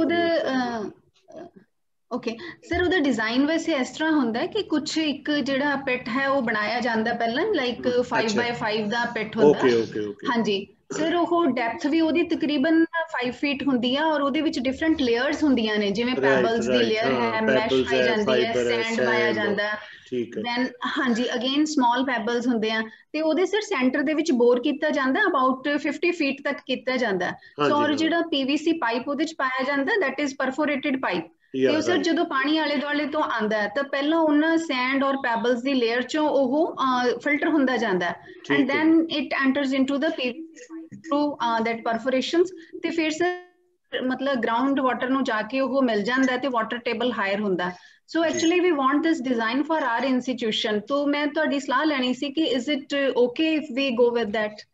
ਉਹਦੇ ਵਿੱਚ ਥੋੜਾ ਜਿਹਾ ਨਾ ਇੱਕ ਹੀ ਦੇਖਣਾ ਪੈਣਾ ਕਿ ਉਹਦਾ ਜਿਹੜਾ ਬੋਰਵੈਲ ਦੀ ਕਪੈਸਿਟੀ ਹੈ ਤੇ ਤੁਹਾਡਾ ਜਿਹੜਾ ਕੈਚਮੈਂਟ ਏਰੀਆ ਜਿੱਥੋਂ ਪਾਣੀ ਆਣਾ ਹੈ, ਹਾਂਜੀ ਕਿੰਨੀਆਂ ਛੱਤਾਂ ਤੋਂ ਆ ਰਿਹਾ ਹੈ ਜਾਂ ਫਰਸ਼ ਤੋਂ ਆ ਰਿਹਾ ਹੈ, ਉਹਦੀ ਕਪੈਸਿਟੀ ਦਾ ਦੇਖਣਾ ਪੈਣਾ। ਅਦਰਵਾਈਜ਼ ਦਿਸ ਇਜ਼ ਓਕੇ, ਜਿਵੇਂ ਤੁਸੀਂ ਦੱਸਿਆ ਉਹ ਅਗਰ ਉਸ ਤਰ੍ਹਾਂ ਦਾ ਪਿਟ ਬਣਾ ਕੇ ਦੈਨ ਇਟਸ ਓਕੇ, ਪਰ ਉਹਦਾ ਡਿਜ਼ਾਈਨ ਜ਼ਰੂਰ ਦੇਖਣਾ ਪੈਣਾ ਕਿ ਇਹ ਨਾ ਹੋਵੇ ਕਿ ਮੁੜ ਕੇ ਤੁਹਾਡੇ ਉਹਨੂੰ ਉਹਦੀ ਕਪੈਸਿਟੀ ਘੱਟ ਹੋਵੇ, ਪਿੱਛੋਂ ਪਾਣੀ ਜ਼ਿਆਦਾ ਆ ਜਾਵੇ ਤੇ ਫਲੱਡਿੰਗ ਵਾਲਾ ਕੰਮ ਹੋ ਜਾਵੇ। ਥੋੜਾ ਜਿਹਾ ਟੈਕਨੀਕਲ ਐਕਸਪਰਟ ਨਾਲ ਸਲਾਹ ਕਰ ਸਕਦੇ ਹਾਂ, ਉਹ ਅਸੀਂ ਸਲਾਹ ਲੈ ਲਾਂਗੇ।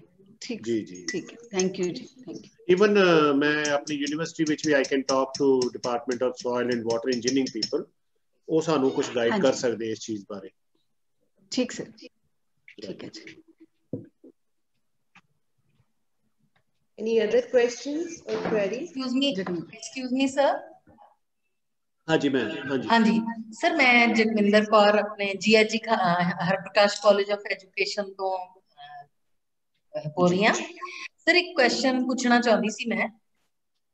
ਹਾਂਜੀ ਸਰ, ਗਵਰਨਮੈਂਟ ਨੇ ਕੱਲ ਹੀ ਅਜੇ ਪਰਸੋਂ ਅਜੇ ਇੱਕ ਨਵਾਂ ਕਾਨੂੰਨ ਹੈ ਜਿਹੜਾ ਬੜੀ ਹੜਬੜੀ ਦੇ ਵਿੱਚ ਸ਼ਾਇਦ ਬਣਾਇਆ ਗਿਆ ਹੈ, ਕਿ ਪੋਲਿਊਸ਼ਨ ਹੈ ਜਿਹੜਾ ਅਗਰ ਤੁਸੀਂ ਕਰਦੇ ਹੋ, ਸ਼ਾਇਦ ਮਤਲਬ ਆਪਣਾ ਬਾਕੀ ਇੰਡੀਆ ਤੇ ਤਾਂ ਉਹਦਾ ਅਸਰ ਪੈਣਾ ਹੈ, ਤੇ ਪੰਜਾਬ ਤੇ ਜਿਹੜਾ ਹੈਗਾ ਪਰਾਲੀ ਕਰਕੇ ਸ਼ਾਇਦ ਉਹਦਾ ਅਸਰ ਜ਼ਿਆਦਾ ਪੈਣਾ ਹੈ, ਕਿ ਅਗਰ ਤੁਸੀਂ ਪੋਲਿਊਸ਼ਨ ਜਿਹੜਾ ਹੈਗਾ ਕ੍ਰੀਏਟ ਕਰਦੇ ਹੋ ਤਾਂ 1 ਕਰੋੜ ਰੁਪਇਆ ਜੁਰਮਾਨਾ ਹੋਣਾ ਹੈ, 5 ਸਾਲ ਦੀ ਤੁਹਾਨੂੰ ਸਜ਼ਾ ਹੋਣੀ ਹੈ। ਸਰ ਆਪਾਂ ਆਪਣੀ ਮਤਲਬ ਐਨਵਾਇਰਨਮੈਂਟ ਦੇ ਉਹਦੇ ਚ ਇਹਨੂੰ ਕਿੰਨਾ ਦੇਖ ਸਕਦੇ ਹਾਂ, ਕਿੰਨਾ ਅਸਰ ਹੋਊਗਾ ਇਸ ਚੀਜ਼ ਦਾ? ਦੈਟਸ ਬੜਾ ਇੰਪੋਰਟੈਂਟ ਤੁਸੀਂ ਸਵਾਲ ਪੁੱਛਿਆ।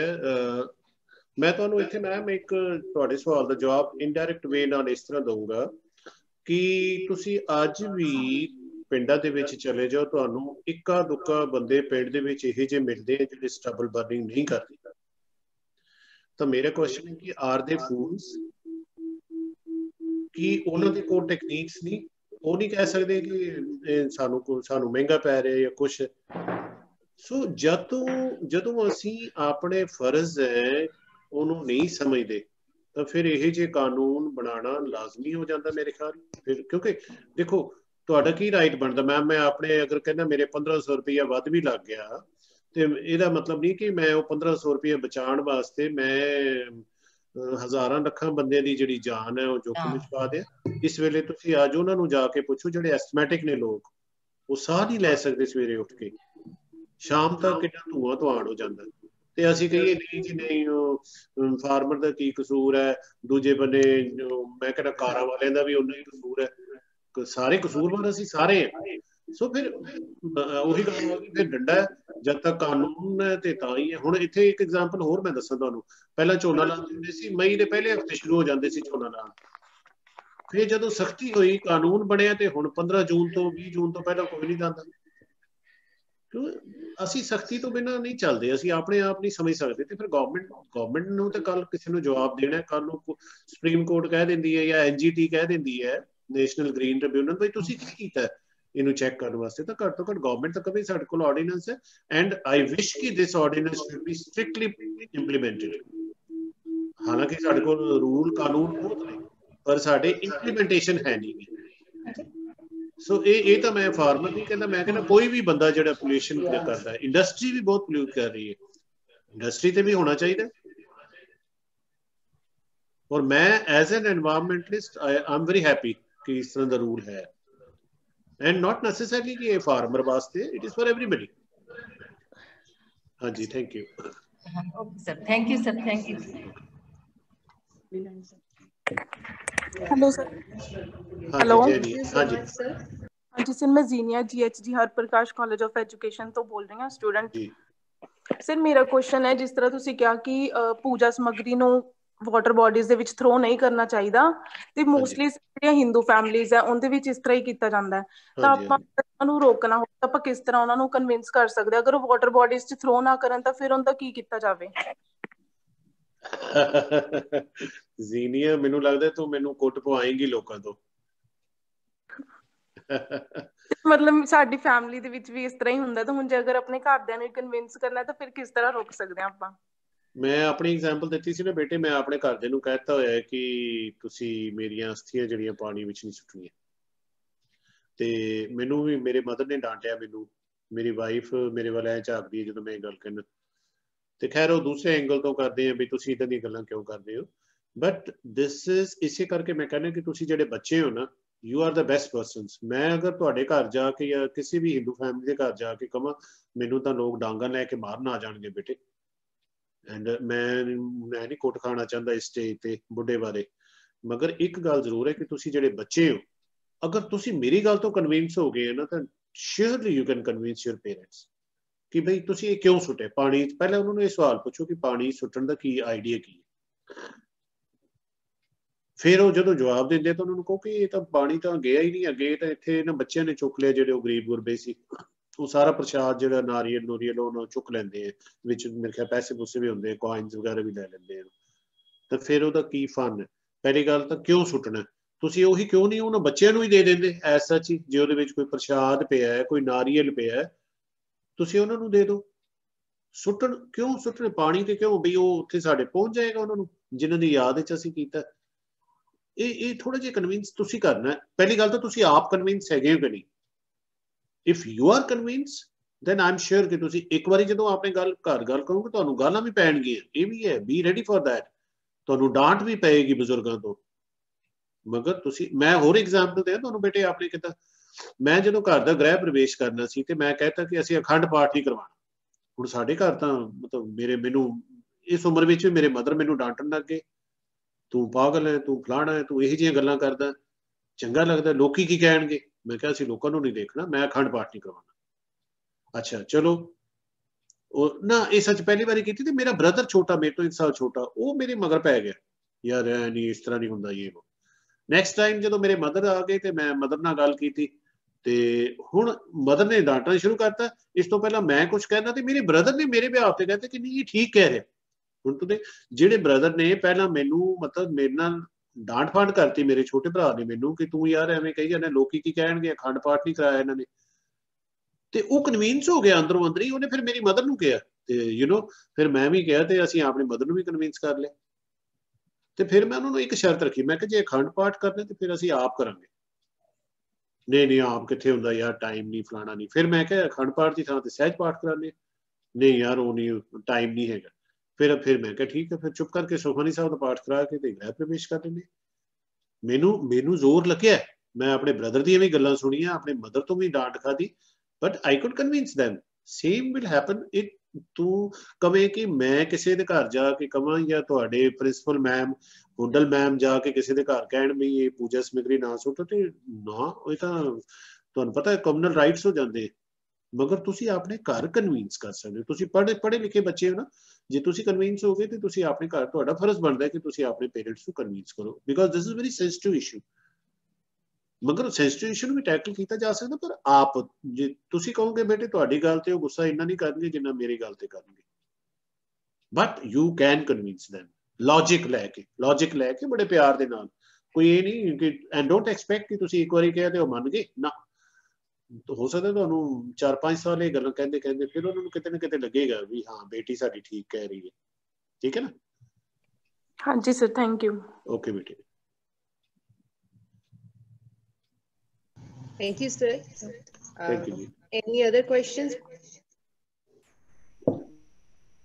Anyone else want to ask anything? Sir, I humbly request our person, if they want to supplement anything to the session, they are free to do so. Sir actually ਮੈਂ ਜ਼ੀਨੀਆ ਦੀ ਗੱਲ ਨੂੰ extend ਕਰਨਾ ਚਾਹੁੰਦੀ ਸੀ। ਜਿਵੇਂ families 'ਚ ਹੁੰਦਾ ਕਿ ਜਦੋਂ ਛੋਟੇ ਕੋਈ ਗੱਲ ਮਤਲਬ ਰਿਲੀਜੀਅਸ ਟੌਪਿਕਸ ਤੇ ਥੋੜੀ ਜਿਹੀ ਟਿੱਪਣੀ ਕਰਨਾ ਚਾਹੁੰਦੇ ਨੇ ਤਾਂ ਉੱਥੇ ਛੋਟਾ ਮੂੰਹ ਬੜੀ ਬਾਤ ਹੋ ਜਾਂਦੀ ਹੈ। ਤੇ ਮਤਲਬ ਮੈਂ ਜਿਹੜੀ ਚੀਜ਼ਾਂ ਨੂੰ ਦੇਖਦੀ ਹਾਂ ਕਿ ਜਿਹੜੇ ਆਪਾਂ ਡੈਥ ਸੈਰੇਮਨੀਜ਼, ਡੈਥ ਦੀਆਂ ਜਿਹੜੇ ਰਿਚੁਅਲਸ ਹੁੰਦੇ ਨੇ, ਇਹ ਮੋਰ ਔਰ ਲੈਸ ਟ੍ਰੈਪਡ ਬਾਈ ਦ ਸੁਪਰਸਟੀਸ਼ਨਸ ਜਾਂ ਸਾਈਕੋਲੋਜੀਕਲ ਫੈਕਟਰਸ ਨਾਲ ਲਿੰਕਡ ਨੇ। ਉਹਨਾਂ ਨੂੰ ਏਦਾਂ ਲੱਗਦਾ ਸੀ ਅਸੀਂ ਇਹ ਚੀਜ਼ਾਂ ਨਹੀਂ ਕਰਾਂਗੇ ਤਾਂ ਫੀਅਰ ਸਮਥਿੰਗ ਟਾਈਪ ਉਹਨਾਂ ਨੂੰ ਟ੍ਰੈਪ ਕਰ ਲੈਂਦਾ ਵਾ, ਤੇ ਇਹ ਨਹੀਂ ਹੋਊਗਾ ਤਾਂ ਸਮਥਿੰਗ ਲਾਈਕ ਗਤੀ ਨਹੀਂ ਹੋਊਗੀ ਤਾਂ ਸਮਥਿੰਗ ਫਿਰ ਅੱਗੇ ਜਾ ਕੇ ਪ੍ਰੋਬਲਮਸ ਹੋਣਗੀਆਂ, ਫਿਰ ਆਪਾਂ ਸਰਾਧ ਕਰਦੇ ਹਾਂ ਉਸ ਤੋਂ ਬਾਅਦ। So this is something that is linked with the psychological perspective. I think ਕਿ ਇਹ ਜਿਹੜਾ ਐਸਪੈਕਟ ਸਾਈਕੋਲੋਜੀਕਲ ਨੂੰ ਠੀਕ ਕਰਨਾ ਜ਼ਿਆਦਾ ਜ਼ਰੂਰੀ। ਸਾਈਕੋਲੋਜੀਕਲ ਤੋਂ ਇਲਾਵਾ ਮੈਂ ਤੁਹਾਨੂੰ ਦੱਸਾਂ ਕਿ ਸੌਰੀ ਟੂ ਸੇ ਕਿ ਸਾਡੇ ਜਿਹੜੇ ਸੋ ਕਾਲਡ ਰਿਲੀਜੀਅਸ ਠੇਕੇਦਾਰ ਨੇ ਨਾ, ਉਹਨਾਂ ਨੇ ਵੀ ਸਾਨੂੰ ਡਰਾਇਆ ਹੋਇਆ ਕਿ ਜੇ ਤੁਸੀਂ ਇਹ ਨਹੀਂ ਕਰੋਗੇ ਤੇ ਇਹ ਇੱਦਾਂ ਹੋਏਗਾ, ਇਹ ਨਹੀਂ ਕਰੋਗੇ ਤੇ ਇੱਦਾਂ ਹੋਏਗਾ, ਕਿਉਂਕਿ ਉਹਨਾਂ ਦੀਆਂ ਦੁਕਾਨਾਂ ਚੱਲਦੀਆਂ। ਤੇ ਇਹ ਜਿਹੜਾ ਸਾਈਕੋਲੋਜੀਕਲ ਨਹੀਂ ਹੈਗਾ, ਇਹ ਆਫਕੋਰਸ ਸਾਈਕੋਲੋਜੀਕਲ ਸਾਡੇ ਦਿਮਾਗ ਦੇ ਵਿੱਚ ਇਹ ਚੀਜ਼ ਇੱਕ ਡਰ ਭਰ ਦਿੱਤਾ ਗਿਆ। ਇਸ ਡਰ ਨੂੰ ਹਟਾਉਣਾ ਇਹ ਅਸੀਂ ਆਪ ਹੀ ਹਟਾਉਣਾ, ਸਾਨੂੰ ਆਪ। ਹੁਣ ਸੁਪਰਸਟੀਸ਼ਨ ਅੱਜ ਤੋਂ ਪਹਿਲਾਂ ਕਿੰਨੇ ਚੱਲਦੇ ਹੁੰਦੇ ਸੀ। ਜੇ ਮੈਂ ਆਪਣੀ ਪੀੜ੍ਹੀ ਦੇਖਾਂ, ਮੇਰੇ ਦਾਦੇ ਪੜਦਾਦੇ, ਉਹਨਾਂ ਦੇ ਜੋ ਸੁਪਰਸਟੀਸ਼ਨ ਸੀ ਉਹ ਅੱਜ ਨਹੀਂ ਹੈਗੇ। ਸਿਮਿਲਰਲੀ ਜੋ ਅੱਜ ਹੈਗੇ ਉਹ ਇਨ ਫਿਊਚਰ ਨਹੀਂ ਹੋਣਗੇ। ਕਿਉਂ? ਕਿਉਂਕਿ ਜਿਹੜੀ ਅਗਲੀ ਜਨਰੇਸ਼ਨ ਪੜ੍ਹਦੀਆਂ ਜਾ ਰਹੀਆਂ, ਤੁਸੀਂ ਬੱਚੇ ਪੜ੍ਹਦੇ ਜਾ ਰਹੇ ਹੋ, ਤੁਸੀਂ ਆਪਣੇ ਘਰਾਂ ਦੇ ਵਿੱਚ ਸੁਪਰਸਟੀਸ਼ਨ ਹਟਾ ਸਕਦੇ ਹੋ। Nothing is impossible. ਕੁਝ ਵੀ ਹੋ ਸਕਦਾ, ਕੁਝ ਵੀ ਚੀਜ਼ ਪੋਸੀਬਲ। ਹਾਂਜੀ sir, exactly. Thank you.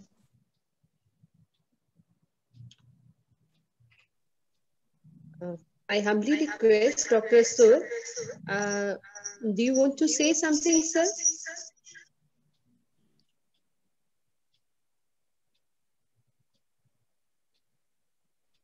Sir, please unmute yourself.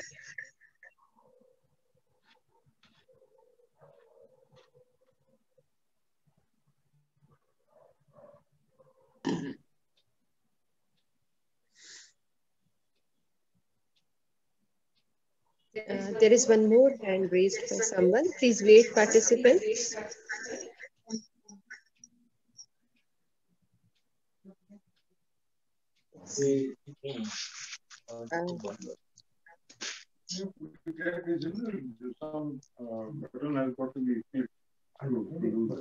पता नहीं ना कि जैसे म्यूटेड है या online है क्या?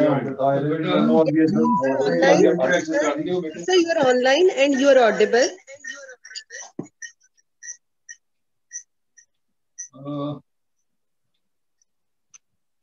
I'm not clear, बेटे. तुझे बच्चों में इंटरेक्ट कर दो बेटे डॉक्टर ना. Okay, sir. Okay, thank you so much, sir. Yes, participants. Someone has raised a hand. You can ask.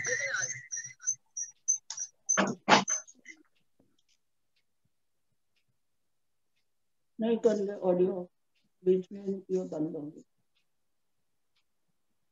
Yes, participants. Someone has raised the hand, so I'm waiting for that person. ਜਿੰਨਾ ਚਿਰ ਉਹ ਤਿਆਰ ਨਹੀਂ ਹੁੰਦੇ, doctor ਸਾਹਿਬ ਨੂੰ ਮੈਂ ਇੱਕ ਹੋਰ ਪੁੱਛਣਾ ਚਾਹੁੰਦਾ। ਡਾਕਟਰ ਸਾਹਿਬ ਸੁਣ ਰਹੇ ਹੋ ਜੀ? ਜੀ ਸਰ, ਹਾਂਜੀ ਹਾਂਜੀ ਸੁਣ ਰਹੇ ਜੀ। ਇੱਕ ਤਾਂ ਕਹਿ ਲਈ ਸਮਾਜ ਤੇ ਪ੍ਰਮਾਤਮਾ ਨੇ ਬੜੇ ਵਧੀਆ ਦਿੱਤੇ ਆ, ਹੀਰੇ ਦਿੱਤੇ ਹੋ ਤੁਸੀਂ। ਕਿਸੇ ਟਾਈਮ ਤੇ ਕੋਈ ਤੁਹਾਡਾ ਮੋਬਾਈਲ ਗੱਲ ਕਰ ਸਕੇ ਤਾਂ ਕਿਹੜੇ ਟਾਈਮ ਕਰ ਸਕਦਾ? ਤੁਹਾਡਾ ਮੋਬਾਈਲ ਨੰਬਰ ਕੀ ਹੈ? ਐਨੀ ਟਾਈਮ ਸਰ, ਮੈਂ ਆਪਣਾ ਮੋਬਾਈਲ ਨੰਬਰ ਦੱਸਦਾ ਜੀ, 8283900626 8283900626 ਐਨੀ ਟਾਈਮ। ਮੈਨੂੰ ਖੁਸ਼ੀ ਹੋਏਗੀ ਮੇਰੇ এনवायरमेंट ਬਾਰੇ ਕੋਈ ਗੱਲ ਕਰੇ, ਮੈਨੂੰ ਬਹੁਤ ਖੁਸ਼ੀ ਹੋਏਗੀ। 82 83 9 हाँ 82 हाँ जी 82 तो बाद 83 जी 83 हाँ जी फिर 9 00 626। डॉक्टर साहब बहुत धन्यवाद। सहज बाता परमात्मा ਤੁਹਾਨੂੰ ਦਿੱਤੀ ਹੈ, ਬੜੀ ਕਿਰਪਾ। ਧੰਨਵਾਦ ਬਹੁਤ परमात्मा ਦਾ ਵੀ। थैंक यू जी, ਤੁਹਾਡਾ ਆਸ਼ੀਰਵਾਦ। Thank you sir. हाँ जी,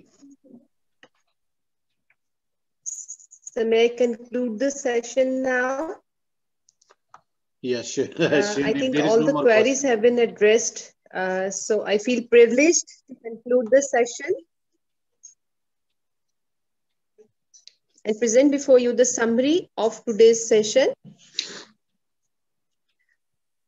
So you have very meticulously deciphered the importance of water and environment conservation, water cycle, carbon cycle by quoting the Gurbani, and you have motivated us that we should not just recite Gurbani, but we should live by Gurbani and its words.